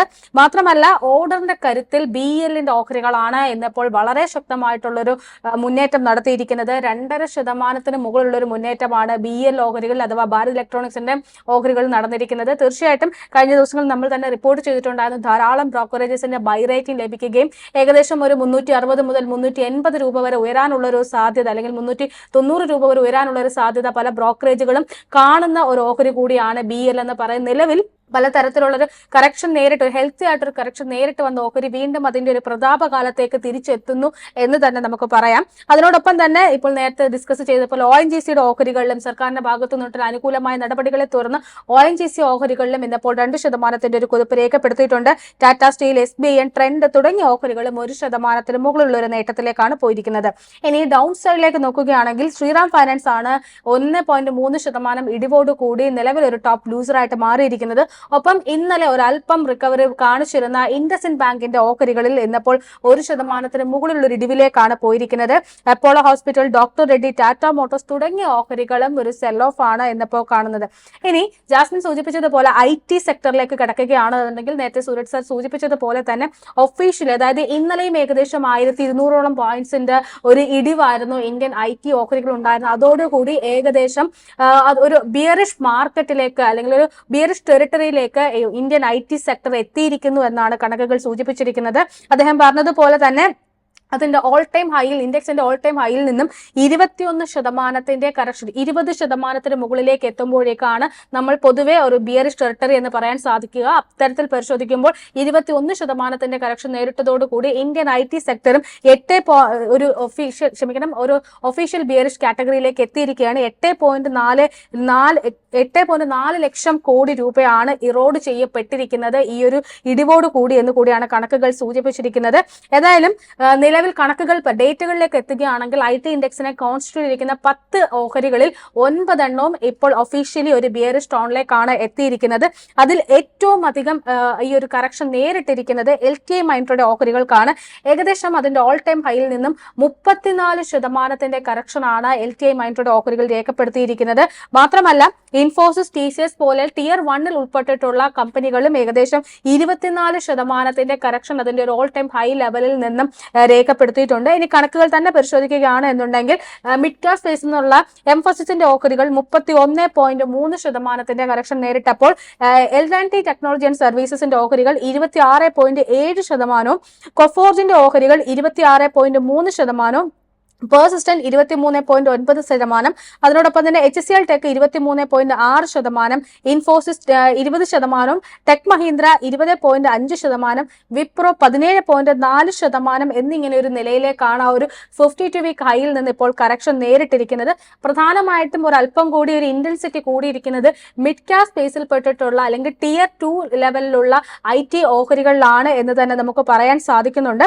ഇനി അതിനോടൊപ്പം തന്നെ പറയുകയാണെങ്കിൽ കഴിഞ്ഞ ദിവസങ്ങളിലൊക്കെ നമ്മൾ ഒരുപക്ഷെ സൂരജ് സാറിന്റെ ഒക്കെ ഒരു ഫേവറേറ്റ് സ്റ്റോക്ക് എന്ന് പറയാൻ സാധിക്കുന്ന TCS അടക്കമുള്ള ഓഹരികൾ പരിശോധിക്കുകയാണെന്നുണ്ടെങ്കിൽ ഇന്നിപ്പോൾ ഒരു ഓൾ ടൈം ഹൈ ലെവലിൽ നിന്ന് വളരെ ശക്തമായിട്ടൊരു കറക്ഷനാണ് നേരിട്ടിരിക്കുന്നത്. മാത്രമല്ല കണക്കുകൾ പരിശോധിക്കുമ്പോൾ 3.8 ലക്ഷം കോടി രൂപയുടെ മാർക്കറ്റ് ക്യാപ്പിന്റെ ഇറോഷനാണ് ഇന്നിപ്പോൾ TCS ഓഹരികൾ ഇന്നലത്തെ ഒരു ഇടിവോട് കൂടി ഉണ്ടായിരിക്കുന്നത്. ഇൻഫോസിസിലേക്ക് എത്തുകയാണ് എന്നുണ്ടെങ്കിൽ 1.7 ലക്ഷം കോടി രൂപയുടെ മാർക്കറ്റ് ക്യാപ്പ് ആണ് ഇപ്പോൾ ഇറോഡ് ചെയ്തു പോയിരിക്കുന്നത്. ഇനി അതിനോടൊപ്പം തന്നെ പറയുകയാണെന്നുണ്ടെങ്കിൽ നിലവിൽ ഒരല്പമെങ്കിലും പിടിച്ചു നിൽക്കാൻ സാധിക്കുന്നത്, അതായത് മാർക്കറ്റ് ക്യാപ് ബേസിസ് പരിശോധിക്കുകയാണെന്നുണ്ടെങ്കിൽ L&T ടെക്നോളജി ആൻഡ് സർവീസസും ഒപ്പം തന്നെ കൊഫോർജുമാണ്. L&T ടെക്നോളജി സർവീസിനെ സംബന്ധിച്ചിട്ട് 15,000 കോടി രൂപയുടെ മാർക്കറ്റ് ക്യാപ്പ് മാത്രമാണ് ഇറോഡ് ചെയ്യപ്പെട്ടിരിക്കുന്നത്. കൊഫോർജിലേക്ക് എത്തുകയാണെങ്കിൽ 16,000 കോടി രൂപയുടെ മാർക്കറ്റ് ക്യാപ്പ് ആണ് ഇറോഡ് ചെയ്യപ്പെട്ടിരിക്കുന്നത്. പ്രധാനമായിട്ടും ഈ ഒരു IT ഇൻഡെക്സിന്റെ ഇടിവ് പരിശോധിക്കുകയാണ് എന്നുണ്ടെങ്കിൽ ട്രംപ് അധികാരത്തിലേറിയതിനു ശേഷം നിലനിൽക്കുന്ന ഒരു അനിശ്ചിതത്വമാണ് ഇത്തരത്തിലെ ഒരു സർവീസ് മേഖലയ്ക്ക് വലിയ തോതിലുള്ള തിരിച്ചടിയായിട്ട് മാറിയിരിക്കുന്നത്. കാരണം നമുക്കറിയാം ഇന്ത്യൻ IT മേഖലയുടെ ഏറ്റവും വലിയൊരു മാർക്കറ്റ് എന്ന് പറയുന്നത് US തന്നെയാണ്. US നടക്കുന്ന ഏതൊരു തീരുമാനങ്ങളും അതിന്റെ ഡയറക്റ്റും വളരെ സ്പോണ്ടേനിയസ് ആയിട്ടും റിയാക്ട് ചെയ്യുന്നതും ഇന്ത്യൻ IT സെക്ടർ തന്നെയായിരിക്കും. ഈ ട്രംപ് അധികാരത്തിലേറിയതിനു ശേഷം ഒരുപക്ഷെ അമേരിക്കയ്ക്ക് ഗുണകരമാകുന്ന നടപടികളാണ് അദ്ദേഹം സ്വീകരിക്കുന്നത് എങ്കിൽ പോലും ആഗോളതലത്തിലേക്ക് നോക്കും അതിന്റെ ഒരു റിപ്പിൾ എഫക്ട് എന്ന് പറയുന്നത് ഇന്ത്യൻ സർവീസ് സെക്ടറിനെ കനത്ത രീതിയിൽ ബാധിച്ചിരിക്കുന്നു എന്ന് തന്നെ നമുക്ക് പറയാൻ സാധിക്കും. പ്രധാനമായിട്ടും അദ്ദേഹത്തിന്റെ താരിഫ് നയങ്ങൾ തന്നെയാണ് ഇന്ത്യൻ IT സെക്ടറിന് തിരിച്ചടി ആയിരിക്കുന്നത് എന്ന് കൂടിയാണ് കൂട്ടിച്ചേർത്തിരിക്കുന്നത്.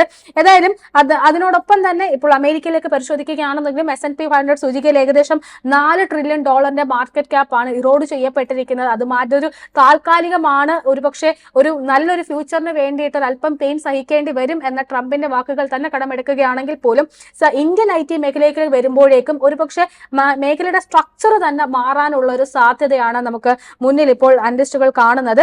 ഏതായാലും ഇന്റർനാഷണൽ ബ്രോക്കിംഗ് ബ്രോക്കറേജ് ഫേം ആയിട്ടുള്ള മോർഗൻ സ്റ്റാൻലി അഭിപ്രായത്തിലേക്ക് എത്തുകയാണ് എന്നുണ്ടെങ്കിൽ ധാരാളം മാക്രോ ലെവലിൽ തന്നെ ഒരു ഷിഫ്റ്റ് ഉണ്ടാകാനുള്ള ഒരു സാധ്യതയാണ് ഈ ഒരു ബ്രോക്കറേജിലെ അനലിസ്റ്റുകൾ കാണുന്നത്. ഒപ്പം തന്നെ ടെക്നോളജിക്കലായിട്ടും ധാരാളം ഇപ്പോൾ AI അടക്കമുള്ള വരുന്ന ചേഞ്ചസും ഇന്ത്യൻ IT സെക്ടറിന്റെ മുഖം തന്നെ മാറ്റിമറിച്ചേക്കാം എന്നൊരു വിലയിരുത്തലാണ് ഇപ്പോൾ ബ്രോക്കറേജ് നടത്തിയിരിക്കുന്നത്. ജാസ്മിൻ, എന്തായാലും താരിഫ് തളർത്തുന്ന IT സൂചികയും പ്രധാനപ്പെട്ട ഓഹരികളും തന്നെയാണ് ഈ ഒരു വലിയ ബെയർ മാർക്കറ്റിലേക്ക് IT സൂചികയെ തള്ളിവിട്ടിരിക്കുന്നത് എന്ന് തന്നെ പറയാം.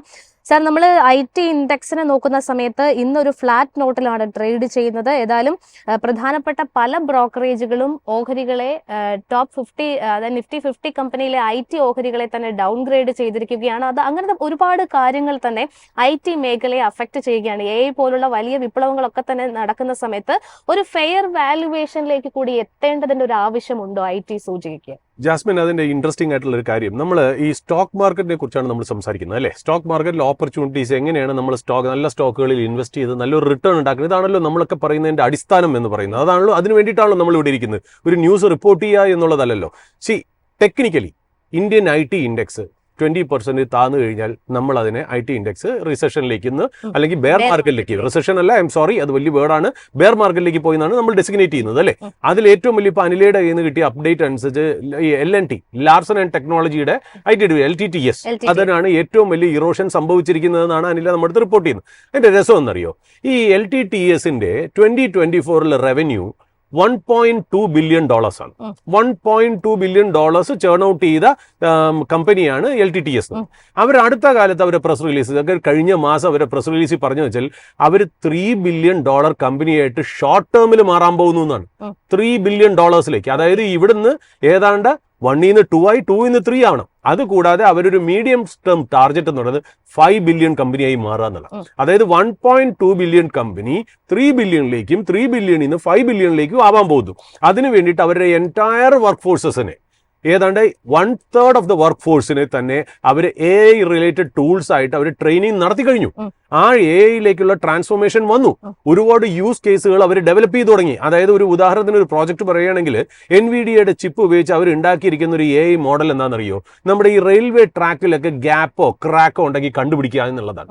അത് ഇവിടെ മാത്രമല്ല കേട്ടോ, ആ ആപ്ലിക്കേഷൻ വേൾഡ് വൈഡ് ആയിട്ട് ഈ റെയിൽ നെറ്റ്വർക്കിൽ ഉപയോഗിക്കാവുന്നതാണ്.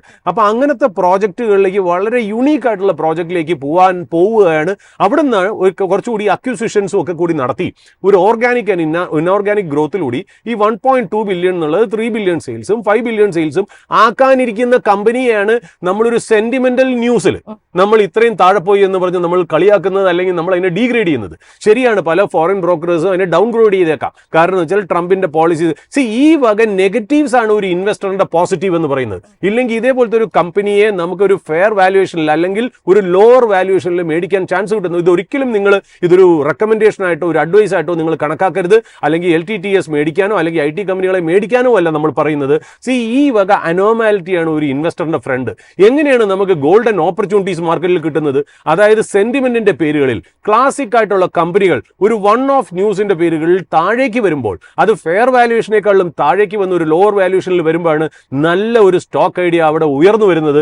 അതാണ് ശരിക്കും പറഞ്ഞ ഒരു ഇൻവെസ്റ്റർ ഓപ്പർച്യൂണിറ്റി ആയിട്ട് കണക്കാക്കി മുന്നോട്ട് പോകേണ്ടത്. ഇത് ഈ ഒരു IT സെക്ടറിന് മാത്രമല്ല, ഏതൊരു കറക്ഷൻ ആയാലും ശരി, ഏതെങ്കിലും ന്യൂസ് ബേസ്ഡ് ആയിട്ടുള്ള കറക്ഷൻ, ഇപ്പൊ ഫണ്ടമെന്റലി ആ കമ്പനികൾക്ക് എന്തെങ്കിലും പ്രോബ്ലം ഉണ്ടെങ്കിൽ നമുക്ക് മനസ്സിലാക്കാം, അതിന്റെ ഡെപ്റ്റിന് എന്തെങ്കിലും പ്രോബ്ലം ഉണ്ടെങ്കിൽ മനസ്സിലാക്കാം. ഫണ്ടമെന്റലി ഭയങ്കര സ്ട്രോങ് ആയിട്ടാണ് മാനേജ്മെന്റുകളൊക്കെ തന്നെ റവന്യൂ ഗൈഡൻസിലടക്കം ഒരു മുന്നേറ്റം പ്രതീക്ഷിക്കുന്നത് ഈ ഒരു സാമ്പത്തിക വർഷത്തിലുടനീളം. തീർച്ചയായിട്ടും ഇപ്പൊ TCS എന്നൊക്കെ പറഞ്ഞ ഒരു ക്യാഷ് ഫ്ലോ മെഷീനാണ്. അങ്ങനത്തെ കമ്പനികളാണ് നമുക്കൊരു ചീപ്പ് വാല്യുവേഷനിൽ നമുക്ക് കിട്ടുന്നത് ഇൻവെസ്റ്റർ മനസ്സിൽ വെച്ചോളണം. ഇതൊരിക്കലും ഒരു സോളിസിറ്റേഷൻ ആയിട്ട് കരുതരുത്, ഇത് റെക്കമെൻഡേഷൻ ആയിട്ട് കരുതരുത്. ഒരു ഇൻവെസ്റ്ററിന് എവിടെയാണ് ഓപ്പർച്യൂണിറ്റി വരുന്നത്, ഈ വക നെഗറ്റീവ് ന്യൂസ് ആണ് നിങ്ങളുടെ ഫ്രണ്ട് എന്ന് മനസ്സിലാക്കുക.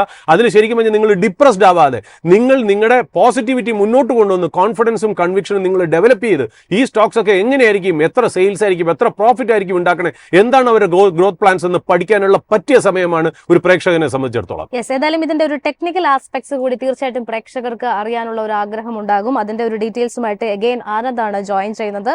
ആനന്ദ്, നമ്മൾ IT ഇൻഡെക്സിനെ കുറിച്ചാണ് സംസാരിച്ചുകൊണ്ടിരിക്കുന്നത്. ഒഫീഷ്യലി ഒരു 20% കറക്ഷന് ശേഷം ഒരു ഒഫീഷ്യലി ബെയർ മാർക്കറ്റിലേക്ക് ഇൻഡെക്സ് എത്തിയിരിക്കുന്നു എന്ന് തന്നെ പറയാം. കഴിഞ്ഞ ഒരു വർഷം ഡിസംബർ 13-ന് നിഫ്റ്റി IT ഇൻഡെക്സിന്റെ ഒരു പെർഫോമൻസ് നോക്കുന്ന സമയത്ത് 45,995 എന്നുള്ള ഒരു ഓൾ ടൈം ഹൈ നിലവാരത്തിൽ എത്തിയിട്ടുണ്ടായിരുന്നു.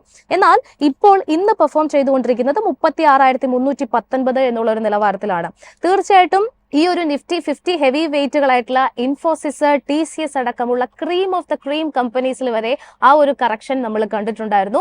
നിലവിൽ ടെക്നിക്കൽ ഫാക്ടേഴ്സ് IT ഇൻഡെക്സിനെ സംബന്ധിച്ചിടത്തോളം ഇൻഡിക്കേറ്റ് ചെയ്യുന്നത് എങ്ങനെയാണ്? യെസ് ജാസ്മിൻ, IT ഇൻഡെക്സ് നോക്കുകയാണെങ്കിൽ നിലവിൽ ഏകദേശം ഒരു അറൌണ്ട് 21% ഡൗൺ ആണ് ഓൾ ടൈം ഹൈയിൽ നിന്ന്.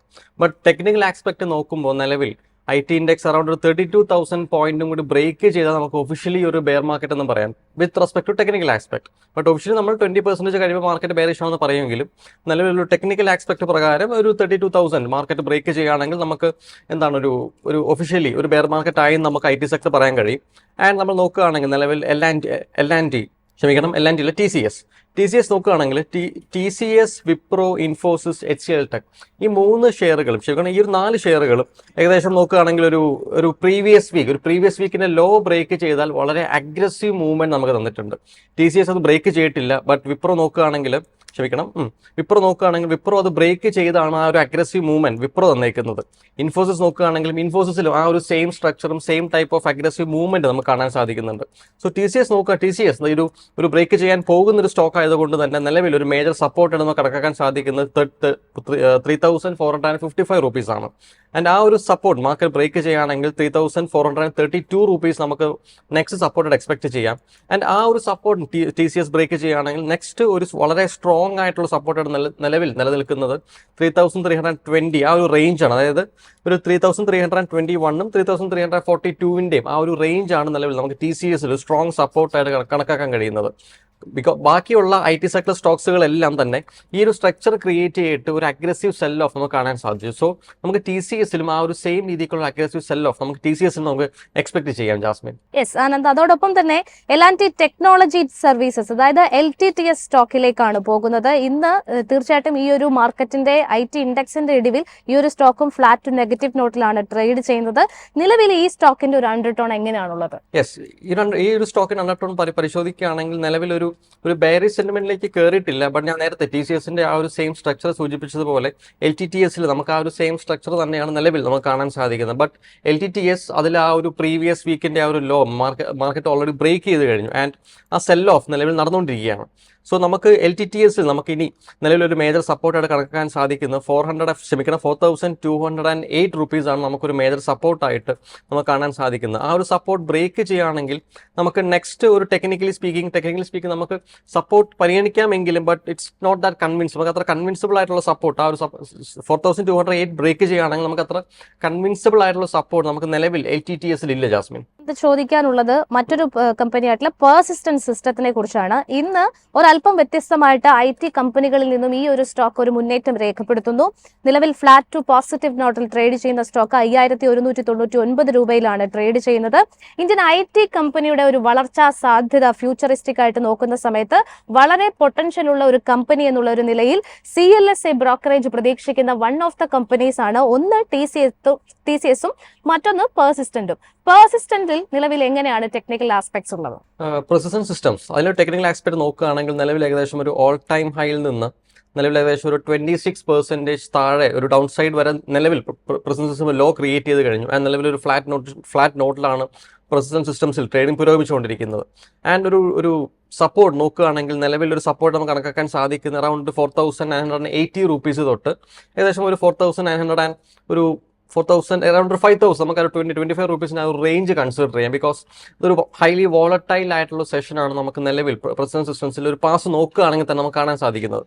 ആൻഡ് ഇതിന് മറ്റൊരു ഇൻട്രസ്റ്റിംഗ് ഫാക്ടർ എന്ന് വെച്ച് കഴിഞ്ഞാൽ നിലവിൽ ഒരു അഗ്രസീവ് മൂവ്മെന്റ് നടക്കുകയാണെങ്കിൽ എബവ് 3%, 5% മൂവ്മെന്റ് നമുക്ക് ഈ ഒരു സ്റ്റോക്കിൽ കാണാൻ സാധിക്കുന്നുണ്ട്. അത് നടന്നിട്ടുള്ളത് അറൗണ്ട് ഒരു 10 to 15 times ആണ്. ബട്ട് അങ്ങനത്തെ ഒരു മൂവ്മെന്റ് നമുക്ക് എക്സ്പെക്ട് ചെയ്യാം. ബിക്കോസ് മേജർ സപ്പോർട്ടുകളിൽ നിന്ന് നടന്നേക്കുന്ന മൂവ്മെന്റ് ഒരു അറൗണ്ട് എബവ് 2%, 3% മൂവ്മെന്റ് പ്രസിസ്റ്റൻ സിസ്റ്റം നടന്നിട്ടുണ്ട്.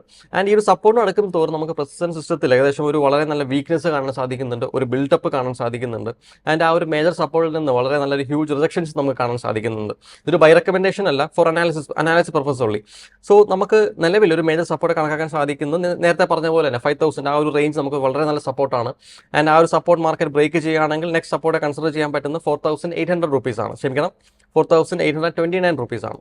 നമുക്ക് മാർക്കറ്റ് ഒരു അപ്സൈഡ് പൊട്ടൻഷ്യൽ, നിലവിൽ ഒരു അപ്സൈഡ് തന്നെയാണ് ഞാൻ പ്രൊസസ്സൻ സിസ്റ്റത്തിലും കാണുന്നത്. ഒരു മേജർ റെസിസ്റ്റൻസ് ആയിട്ട് കണക്കാക്കാൻ സാധിക്കുന്നത് 5,460 rupees. ആൻഡ് ആ ഒരു റെസിസ്റ്റൻസ് ബ്രേക്ക് ചെയ്യുകയാണെങ്കിൽ നമുക്ക് നെക്സ്റ്റ് ഒരു മേജർ റെസിസ്റ്റൻസ് ആയിട്ട് കണക്കാക്കാൻ സാധിക്കുന്നത് 5,950 to 69 ആ ഒരു സ്മോൾ പ്രൈസ് റേഞ്ച് ആണ്. ജാസ്മിൻ, സൂരജ് സാർ, നമ്മൾ ടാറ്റ സ്റ്റീലിനെ കുറിച്ചാണ് സംസാരിച്ചുകൊണ്ടിരുന്നത്. ടാറ്റ സ്റ്റീലിനെ സംബന്ധിച്ചിടത്തോളം ഒരു ഗ്ലോബലി ഒരു സിഗ്നിഫിക്കന്റ് പ്ലെയർ ആണ് എന്ന് തന്നെ നമുക്ക് നിസ്സംശയം പറയാനായിട്ട് കഴിയുന്ന ഒരു കമ്പനി തന്നെയാണ്, ഇന്ത്യൻ കമ്പനി തന്നെയാണ്. ഏകദേശം 26 രാജ്യങ്ങളിലും 50-ലധികം രാജ്യങ്ങളിൽ ഒരു കൊമേഴ്ഷ്യൽ പ്രസൻസ് കൂടി പങ്കുവയ്ക്കുന്ന ഒരു പ്രധാനപ്പെട്ട ഇന്ത്യൻ ഗ്രോത്തിനെ അല്ലെങ്കിൽ ഇന്ത്യൻ സ്റ്റീൽ കമ്പനി സെക്ടറിനെ സംബന്ധിച്ചിടത്തോളം നിർണായകമായിട്ടുള്ള ഒരു പങ്ക് വഹിക്കുന്ന കമ്പനി കൂടിയാണ് ടാറ്റ സ്റ്റീൽ എന്ന് പറയുന്നത്. തീർച്ചയായിട്ടും സ്വാഭാവികമായിട്ടും മാനേജ്മെന്റ് തലപ്പത്തിൽ മാറ്റങ്ങൾ വരേണ്ടതുണ്ട്. അതിന്റെ ഒരു റീസൺസ് ആണ് ഇന്ന് ഈ സ്റ്റോക്ക് വളരെ ഫ്ലാറ്റ് നോട്ടിൽ ഒരു ട്രേഡ് ചെയ്യുന്നത്. പക്ഷെ അപ്പോഴും ഇനിയും അപ്സൈഡ് പൊട്ടൻഷ്യലിന്റെ സാധ്യതയാണ് ബ്രോക്കറേജുകൾ പങ്കുവയ്ക്കുന്നത്. ടാറ്റ സ്റ്റീലിലുള്ള സാറിന്റെ ഒരു വ്യൂ എങ്ങനെയാണ്? ജാസ്മിൻ, ടാറ്റ സ്റ്റീലിന് ഇപ്പോൾ ഒരു അപ്ഗ്രേഡ് വരാൻ കാര്യം എന്താ വെച്ചാൽ അവരുടെ യൂറോപ്യൻ ബിസിനസ് FY26, അപ്പോൾ അതായത് ഇനി വരാൻ പോകുന്ന ക്വാർട്ടറിന്റെ ഫസ്റ്റ് ക്വാർട്ടറിൽ തന്നെ അവിടെ ഒരു എബിറ്റ ബ്രേക്കിംഗ്, അതായത് ഒരു പ്രോഫിറ്റ് ലെവലിൽ ഒരു ബ്രേക്ക് ഈവൻ ലെവലിലേക്ക് എത്തും എന്നുള്ള ഒരു അസംഷനിലാണ് ഈ ബ്രോക്കറേജസ് അപ്ഗ്രേഡ് ചെയ്തിരിക്കുന്നത്. ഒരു പരിധി വരെ കമ്പനി അതിന്റെ ഗൈഡൻസും കൊടുത്തിരിക്കുന്നത് അങ്ങനെയാണ്. കാര്യം നമ്മളിപ്പോ ഇന്ത്യയിൽ ഒരുപാട് ബുദ്ധിമുട്ടുകൾ പറയുന്നെങ്കിലും ഈ ചൈനയിൽ മിക്കവാറും സ്റ്റീലിന്റെ ഔട്ട്പുട്ട് കുറയ്ക്കാനാണ് സാധ്യത. അങ്ങനെയാണെങ്കിൽ യൂറോപ്പിന് അത് വളരെ മെച്ചമാണ് ഒരു സ്റ്റീൽ ബിസിനസിനെ സംബന്ധിച്ചിടത്തോളം. അതുകൊണ്ട് തന്നെ ഇവര് FY26 ഫസ്റ്റ് ക്വാർട്ടറിൽ എബിറ്റ ലെവലിൽ ഒരു ബ്രേക്ക് ഈവൻ ലെവലിൽ എത്താനുള്ള ചാൻസുകൾ ഉണ്ട് എന്നാണ് ബ്രോക്കറേജ് റിപ്പോർട്ട് സൂചിപ്പിക്കുന്നത്. ഇപ്പൊ ഇതിന്റെ ഒരു പ്രത്യേകത എന്താ വെച്ചാൽ നമ്മളിപ്പോൾ ഏറ്റവും കൂടുതൽ നെഗറ്റിവിറ്റി പറയുന്ന ഒരു സെക്ടറാണ് ഈ മെറ്റൽ ഇൻഡെക്സ് എന്ന് പറയുന്നത്. കാര്യം പ്രത്യേകിച്ച് ഇന്ത്യയിൽ നിന്ന് നമ്മൾ മെറ്റൽ ഇൻഡെക്സിനെ നോക്കുമ്പോൾ ഇപ്പൊ US ട്രംപ് ഒരുപാട് റെസ്ട്രിക്ഷൻസ്, അതായത് ടാരിഫ് എന്ന മോഡലിലേക്ക് അലൂമിനിയത്തിന്റെ കാര്യത്തിലായാലും അല്ലെങ്കിൽ സ്റ്റീലിന്റെ കാര്യത്തിലായാലും ഇനി കോപ്പറിന്റെ കാര്യത്തിലായാലും ഒരുപാട് റെസ്ട്രിക്ഷൻസ് പറയാൻ പോകുന്നു എന്നുള്ള കാലഘട്ടത്തിൽ കൂടെയാണ് നമ്മളിപ്പോൾ സഞ്ചരിച്ചുകൊണ്ടിരിക്കുന്നത്. ബട്ട് എനിക്ക് ഇവിടുന്ന് തോന്നുന്നത്, ഞാൻ ഇതെന്റെ ഒരു പേഴ്സണൽ ഗട്ട് ഫീലിംഗ് ആണ്, വീണ്ടും ഞാൻ ഇൻവെസ്റ്റേഴ്സിന് ഒരു ഡിസ്ക്ലെയിമറും ഡിസ്ക്ലോഷറും എന്നുള്ള രീതിയിൽ പറയട്ടെ, ഇതൊരു എന്താ പറയുക ഒരു റെക്കമെൻഡേഷനോ അഡ്വൈസ് ആയിട്ടോ കണക്കാക്കിയിരിക്കും.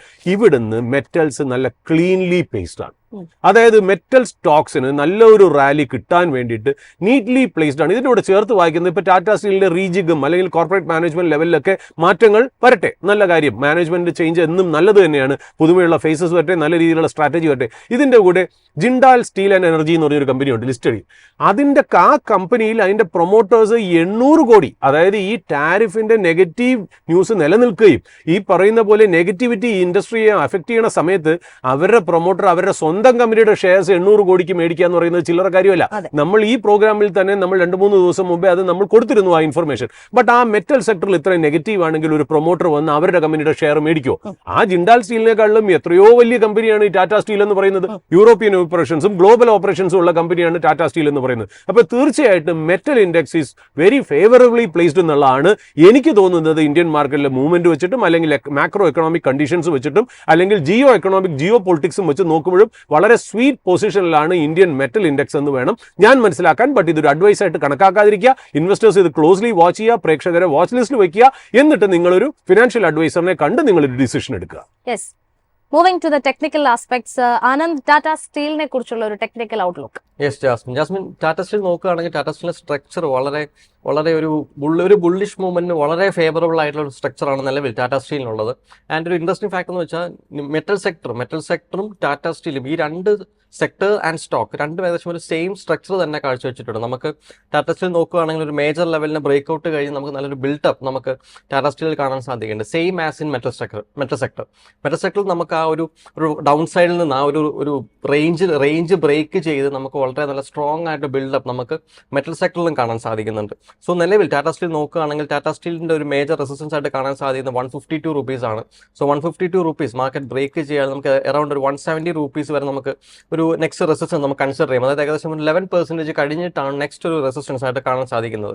ആൻഡ് ഇത് ഡൗൺ സൈഡിലേക്കും ഒരു പൊട്ടൻഷ്യൽ ഉള്ള സ്റ്റോക്ക് തന്നെയാണ്. അതായത് പൊട്ടൻഷ്യൽ എന്ന് പറയുന്നത് മോസ്റ്റ്ലി ഒരു ഓപ്ഷൻസ് റിലേറ്റഡ് സ്റ്റോക്ക് ഓപ്ഷൻ ചെയ്യുന്ന ആൾക്കാർക്ക് വേണ്ടിയിട്ടാണ്. അതായത് മാർക്കറ്റ് ഏകദേശം ആ ഒരു റേഞ്ച്, അതായത് 147 എന്ന് പറയുന്ന റേഞ്ച് ബ്രേക്ക് ചെയ്യുകയാണെങ്കിൽ നമുക്ക് നെക്സ്റ്റ് ഒരു സപ്പോർട്ടായിട്ട് കാണാൻ സാധിക്കും 134 rupees ആണ്.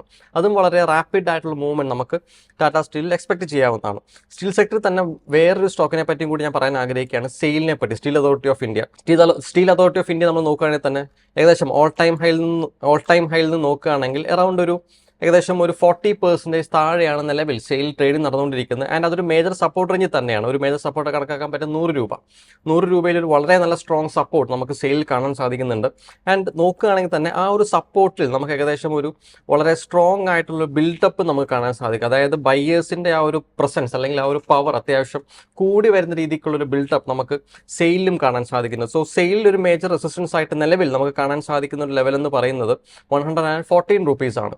ആ ഒരു ലെവൽ മാർക്കറ്റ് ബ്രേക്ക് ചെയ്യുകയാണെങ്കിൽ നമുക്ക് നെക്സ്റ്റ് റെസിസ്റ്റൻസ് ലെവലായിട്ട് കൺസിഡർ ചെയ്യാൻ പറ്റുന്ന 130 rupees. അത് മാർക്കറ്റ് ബ്രേക്ക് ചെയ്യുകയാണെങ്കിൽ ഏകദേശം ഒരു 144 rupees വരെ നമുക്ക് ഒരു നെക്സ്റ്റ് റെസിസ്റ്റൻസ് ആയിട്ട് നമുക്ക് കൺസിഡർ ചെയ്യാൻ പറ്റും. ജാസ്മിൻ. ഓക്കെ ആനന്ദ്, ഏതായാലും സൂരജ് സാർ, നമ്മൾ ഈ പറഞ്ഞുകൊണ്ടിരിക്കുന്ന സ്റ്റോക്സ്, ഇതിനപ്പുറത്തേക്ക് ഡേറ്റകൾ എന്നിവയ്ക്ക് പുറമെ വാർത്തകൾക്ക് കൂടി പ്രാധാന്യമുള്ള ഒരു കാലത്താണ് നമ്മൾ ജീവിക്കുന്നത്. പ്രത്യേകിച്ച് ഓരോ തലക്കെട്ടുകളും സ്റ്റോക്കിലായിക്കൊള്ളട്ടെ വിപണിയിലായിക്കൊള്ളട്ടെ നിർണായകമാകാറുണ്ട്. അത്തരത്തിൽ ഇന്ന് പ്രധാനമായും ശ്രദ്ധിച്ചിരിക്കേണ്ട കുറച്ച് ന്യൂസുകൾ അദ്ദേഹത്തിന്റെ കയ്യിലുണ്ട്. നമുക്ക് അതിലേക്ക് തന്നെ പോവാം. തീർച്ചയായും ജാസ്മിൻ, ഇപ്പോൾ നമ്മുടെ റിസർച്ച് ഡെസ്കിൽ IPOs ട്രാക്ക് ചെയ്യുന്ന റമീസിന്റെ ഭാഗത്ത് നിന്ന് 2 അപ്ഡേറ്റ് ഉണ്ട്. ഇത് ബേസിക്കലി നമ്മുടെ അടുത്ത് നമുക്ക് പറയാൻ ഉദ്ദേശം എന്ന് വെച്ചാൽ കേരള ബേസ്ഡ് ആയിട്ടുള്ള 2 ന്യൂസ് നമുക്ക് പറയാനുണ്ട്. ഒന്നെന്ന് പറയുന്നത് ഇന്നലെ കേരള ചീഫ് മിനിസ്റ്ററും ഫിനാൻസ് മിനിസ്റ്ററും ഗവർണറുടെ സാന്നിധ്യത്തിൽ, അതായത് കേരള ഗവർണറുടെ സാന്നിധ്യത്തിൽ കേരള ഹൗസിൽ ഒരു മീറ്റിംഗ് നടന്നു. ഈ മീറ്റിങ്ങിനെ നമുക്ക് വളരെ ഇമ്പോർട്ടൻ്റ് ആയിട്ട് കാണേണ്ടതായിട്ടുണ്ട്. അതായത് കേരളം ഇപ്പോൾ ശരിക്കും പറഞ്ഞാൽ ഒരുപാട് കാര്യങ്ങളിൽ അഭിപ്രായ വ്യത്യാസങ്ങൾ രാഷ്ട്രീയപരമായിട്ട് പാർട്ടികൾ തമ്മിൽ ഉണ്ടെങ്കിൽ പോലും പല കാര്യങ്ങളിലും ഇൻഫ്രാസ്ട്രക്ചർ പോലുള്ള കാര്യങ്ങൾ, അതൊരു വിഴിഞ്ഞം പോർട്ടിൻ്റെ കേസിലായിക്കോട്ടെ അല്ലെങ്കിൽ ഒരു നാഷണൽ ഹൈവേയുടെ കേസിലായിക്കോട്ടെ, കേരള ഗവൺമെൻറ്റും സെൻട്രൽ ഗവൺമെൻറ്റും ഒന്നിച്ച് വർക്ക് ചെയ്യുന്ന ഒരു രീതിയാണ് നമ്മൾ കാണാനുള്ളത്. ഓഫ് കോഴ്സ് കേരളത്തിന് ചെറിയൊരു പ്രോബ്ലം ഉണ്ട്. കാര്യം അത് ഏതായാലും ഒരു കൺസ്യൂമർ സ്റ്റേറ്റ് ആണ്. ഈ കൺസ്യൂമർ സ്റ്റേറ്റിൽ നമുക്കൊരു മാനുഫാക്ചറിങ് ഇല്ല, നമുക്ക് വേറൊരു സോഴ്സ് ഓഫ് റവന്യൂ ഇല്ല. അപ്പോൾ നമ്മൾ കൂടുതലും ടൂറിസം ഒക്കെയാണ് നമ്മൾ ഡിപ്പെൻഡ് ചെയ്ത് പോകുന്നത്. അപ്പോൾ മേ ബി ഒരു പാക്കേജ് എന്ന രീതിയിൽ ഈ ഗവർണർ ഫെസിലിറ്റേറ്റ് ചെയ്തൊരു മീറ്റിംഗിൽ നിന്ന് ശരിക്കും പറഞ്ഞാൽ കേരളത്തിൻ്റെ കൺസേൺ ചിലപ്പോൾ നമ്മുടെ ചീഫ് മിനിസ്റ്റർ ഫിനാൻസ് മിനിസ്റ്ററിനെ അറിയിച്ചേക്കാം, അറിവിലേക്ക് കൊണ്ടുവന്നേക്കാം. അത് വളരെ സിമ്പത്തറ്റിക് ആയിട്ട് എടുത്തു എന്നാണ് നമ്മൾ മനസ്സിലാക്കുന്നത്. അതിൽ നല്ലൊരു ഡെവലപ്മെന്റ്സ് ആ ഭാഗത്ത് വരികയാണെങ്കിൽ തീർച്ചയായിട്ടും we are bracing for a good time in Kerala as well. അതുകൂടെ ചേർത്ത് പറയുന്നു. റമീസിന്റെ ഒരു അപ്ഡേറ്റ് ആയിരുന്നു അത്. അതുകൂടാതെ തന്നെ ആസ്റ്റർ DM നമ്മുടെ കേരള ബേസ്ഡ് ലിസ്റ്റഡ് കമ്പനിയാണ്. നമുക്ക് വളരെ വേണ്ടപ്പെട്ടതാണ്. മൂപ്പൻ എന്ന് പറയുന്നത് ആസാദ് മൂപ്പനെ നമുക്ക് വളരെ റെസ്പെക്റ്റഡ് ആയിട്ട് ഉള്ള ഒരു വ്യക്തിയാണ്, ഒരു പേഴ്സണാലിറ്റിയാണ്. അവരുടെ കമ്പനിയിൽ അവരുടെ പ്രൊമോട്ടർ പ്ലഡ്ജ് ഗണ്യമായി അവർ കുറച്ചിരിക്കുന്നു. ഏതാണ്ട് 99% ഓഫ് അവരുടെ ഷെയർ പ്ലഡ്ജ്ഡ് ആയിരുന്നു. അതേതാ എനിക്ക് തോന്നുന്നു ഈ മാർക്കറ്റ് വോളറ്റിലിറ്റി സമയമായോണ്ടായിരിക്കാം. പക്ഷേ അതിന് അവർ ചെയ്തിരിക്കുന്ന ഒരു കാര്യം എന്ന് വെച്ചാൽ അവർ വേറൊരു ഡെപ്റ്റ് ഫിനാൻസിങ് എടുത്ത് മേ ബി എനിക്ക് തോന്നുന്നു ഈ മാർക്കറ്റിന്റെ ചലഞ്ച് തന്നെ ആയിരിക്കാം. കാര്യം ഇപ്പോൾ നമ്മൾ വേറൊരു ചേർത്ത് വായിക്കേണ്ട ഒരു കാര്യം, ഇൻഡസിൻഡ് ബാങ്കിൽ ഒരു പ്രഷർ ഉണ്ട്. അതായത് ഇൻഡസിൻഡ് ബാങ്കിന്റെ പ്രൊമോട്ടേഴ്സ് ഷെയർസ് പ്ലഡ്ജ് ചെയ്തിട്ടുണ്ട്. അത് എവിടെയാണെന്നറിയോ?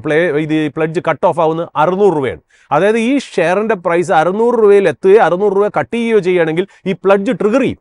കാര്യം അതാണ് ലോണായിട്ട് വെച്ചിരിക്കുന്നത്, അതാണ് കൊളാറ്ററലായിട്ട് വെച്ചിരിക്കുന്നത്. അത് ട്രിഗർ ചെയ്ത് പോയി കഴിഞ്ഞാൽ അത് വലിയൊരു ഇഷ്യൂ ആണ്. അപ്പോൾ അത് പല കമ്പനികളെയും പ്ലഡ്ജ് ചെയ്ത ഷെയർസിന് വളരെ ഇമ്പോർട്ടൻ്റ് ആയിട്ടുള്ളൊരു കാര്യമാണ്. അപ്പോൾ അതുകൊണ്ട് തന്നെ ആയിരിക്കാം ഏതാണ്ട് 99%-ൽ നിന്ന് ഏതാണ്ട് അത് വളരെ 41%-ലേക്ക് എങ്ങാണ്ട് കുറച്ചിരിക്കുകയാണ്. അതിന് വേണ്ടിയിട്ടൊരു ഡെപ്റ്റ് ഫിനാൻസിങ് അവർ JP Morgan, HSBC, ബാർക്ലേസിൽ നിന്ന് എടുത്തു എന്നുള്ള ഇൻഫർമേഷനാണ് നമുക്ക് മനസ്സിലാക്കാൻ കഴിയുന്നത്. ഈ 2 ഇൻഫർമേഷനും പ്രേക്ഷകരായിട്ട് ഷെയർ ചെയ്യണമെന്ന് വിചാരിക്കുന്നു. കാര്യം ഇത് ലോക്കൽ ആണെങ്കിലും ഗ്ലോബൽ ഇമ്പാക്റ്റ് ഉള്ള ന്യൂസുകളാണ്. അത് അറിയട്ടെ എന്ന് വിചാരിച്ചാണ് ഞങ്ങൾ അതിനെ ഉൾപ്പെടുത്തിയത്. റമീസിന് ഒരുപാട് നന്ദി. ഹോൾഡിംഗുമായി ബന്ധപ്പെട്ടിട്ട് തീർച്ചയായിട്ടും വേദാന്തയിലേക്ക് തന്നെയാണ് പോകുന്നത്. ആനന്ദ് അതിന്റെ ടെക്നിക്കൽ ആസ്പെക്റ്റുമായിട്ട് ജോയിൻ ചെയ്യും. ഈ വേദാന്തയെ സംബന്ധിച്ചിടത്തോളം പൊതുവെ കടക്കണിയിൽ അകപ്പെട്ട ഒരു കമ്പനി എന്നുള്ള ഒരു നിലപാടുകൾ നിക്ഷേപകർക്കും ട്രേഡേഴ്സിനൊക്കെ തന്നെയുമുണ്ട്. പക്ഷേ അവിടെ നിന്നും ആ ഒരു തോന്നൽ, ആ ഒരു ധാരണ മാറ്റിയെടുക്കാൻ വേണ്ടിയിട്ട് കമ്പനി ഇപ്പോൾ അവരുടെ പ്രധാനപ്പെട്ട മേഖലകൾ ഡൈവേഴ്സിഫൈ ചെയ്യാനായിട്ട് ഡീമർജറിംഗ് പ്ലാനിങ്ങിലാണ് കമ്പനി ഉള്ളത്. അതോടൊപ്പം തന്നെ ചേർത്ത് വെക്കേണ്ടത്, ഡീമർജറിംഗ് പ്രോസസ്സ് കംപ്ലീറ്റ് ആയാലും 50% സ്റ്റേക്ക് പ്രൊമോട്ടർമാർ ഹോൾഡ് ചെയ്യും എന്നുള്ള ഒരു വാർത്തകളാണ് വേദാന്തയെ സംബന്ധിച്ചിടത്തോളം അനിൽ അഗർവാൾ തന്നെ പങ്കുവച്ചിരിക്കുന്നത്. ഒരു കമ്പനിയിൽ തീർച്ചയായിട്ടും പ്രൊമോട്ടർമാർ അവരുടെ ഒരു ഹോൾഡിംഗ് വർദ്ധിപ്പിക്കുന്നു എന്നുള്ള ഒരു സമയത്ത് തീർച്ചയായിട്ടും ഒരു ലോങ് ടേമിലേക്ക് കമ്പനിയിൽ ആത്മവിശ്വാസമുണ്ട്, ഒരു കോൺഫിഡൻസിനെ തന്നെയാണ് ഇത് സൂചിപ്പിക്കുന്നത്. ഇന്ന് അതിന്റെ ഒരു പശ്ചാത്തലത്തിൽ ഈ ഒരു സ്റ്റോക്ക് ഒരു പോസിറ്റീവ് നോട്ടിലാണ് ട്രേഡ് ചെയ്യുന്നത് എന്നും കാണാൻ സാധിക്കുന്നുണ്ട്. നിലവിൽ വേദാന്തയെ സംബന്ധിച്ചിടത്തോളം ഉള്ള ഒരു ടെക്നിക്കൽ ആസ്പെക്ട്സിലേക്ക് തന്നെ കടക്കാം. ആനന്ദാണ് ജോയിൻ ചെയ്യുന്നത്. യെസ് ജാസ്മിൻ, വേദാന്തയിൽ നോക്കുകയാണെങ്കിൽ വേദാന്ത നിലവിൽ ഒരു ലാസ്റ്റ് ഏകദേശം നോക്കുകയാണെങ്കിൽ March 5th and March 6th ഈ 2 ദിവസം ഒരു വളരെ നല്ല സ്ട്രോങ് ബുള്ളിഷ് മൂവ്മെന്റ് കാഴ്ചവെച്ചു. അതായത് ഏകദേശം ആ ഒരു 2 ഡേയ്സിൽ ഏകദേശം ഒരു 11% മൂവ്മെന്റ് വേദാന്ത കാഴ്ചവെച്ചിട്ടുണ്ട്. ആ നിലവിൽ നോക്കുകയാണെങ്കിൽ ഒരു വളരെ നല്ലൊരു ബിൽട്ടപ്പ് നമുക്ക് വേദാന്തയിൽ കാണാൻ സാധിക്കുന്നുണ്ട്. അതായത് ഏകദേശം ഒരു റേഞ്ച് കൺസിഡർ ചെയ്യുകയാണെങ്കിൽ ഏകദേശം ആ ഒരു റേഞ്ച് ക്രിയേറ്റ് ചെയ്തിരിക്കുന്നത് ഏകദേശം 6.5% റേഞ്ചിൽ നമുക്ക് നല്ലൊരു ബിൽട്ടപ്പും കൂടി വേദാന്തയിൽ കാണാൻ സാധിക്കുന്നുണ്ട്. സോ അതായത് ടാറ്റ സ്റ്റീലിന്റെ ഏകദേശം ഒരു സെയിം സ്ട്രക്ചർ നമുക്ക് വേദാന്തയിൽ നിലവിൽ നമുക്ക് കാണാൻ സാധിക്കും. അതായത് ഒരു വളരെ ബുള്ളിഷ് മൂവ്മെന്റ് കഴിഞ്ഞിട്ട് സ്ട്രോങ് ബിൽഡപ്പും കൂടിയുണ്ട്. ബട്ട് ഇവിടെ ഒരു ബിൽഡപ്പിന് ശേഷം ഒരു വളരെ സ്ട്രോങ് റെസിസ്റ്റൻസ് ഉണ്ട്. അതായത് നിലവിൽ 466 to 468 ആ ഒരു റെസിസ്റ്റൻസ് റേഞ്ച്.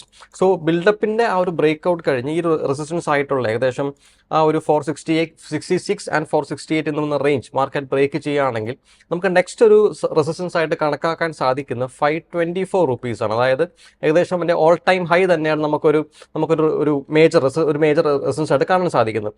ആൻഡ് ഈ down side range market break ചെയ്യാൻ നമുക്ക് നെക്സ്റ്റ് ഒരു സപ്പോർട്ട് കാണാൻ സാധിക്കുന്നത് ഒരു സൈക്കോളജിക്കൽ ലെവലായ 400 റുപ്പീസാണ് വേദാന്തയിൽ. Jasmine, thank you so much Anand. ഏതായാലും നമ്മൾ ഒരുപാട് കാര്യങ്ങൾ ഡിസ്കസ് ചെയ്തു.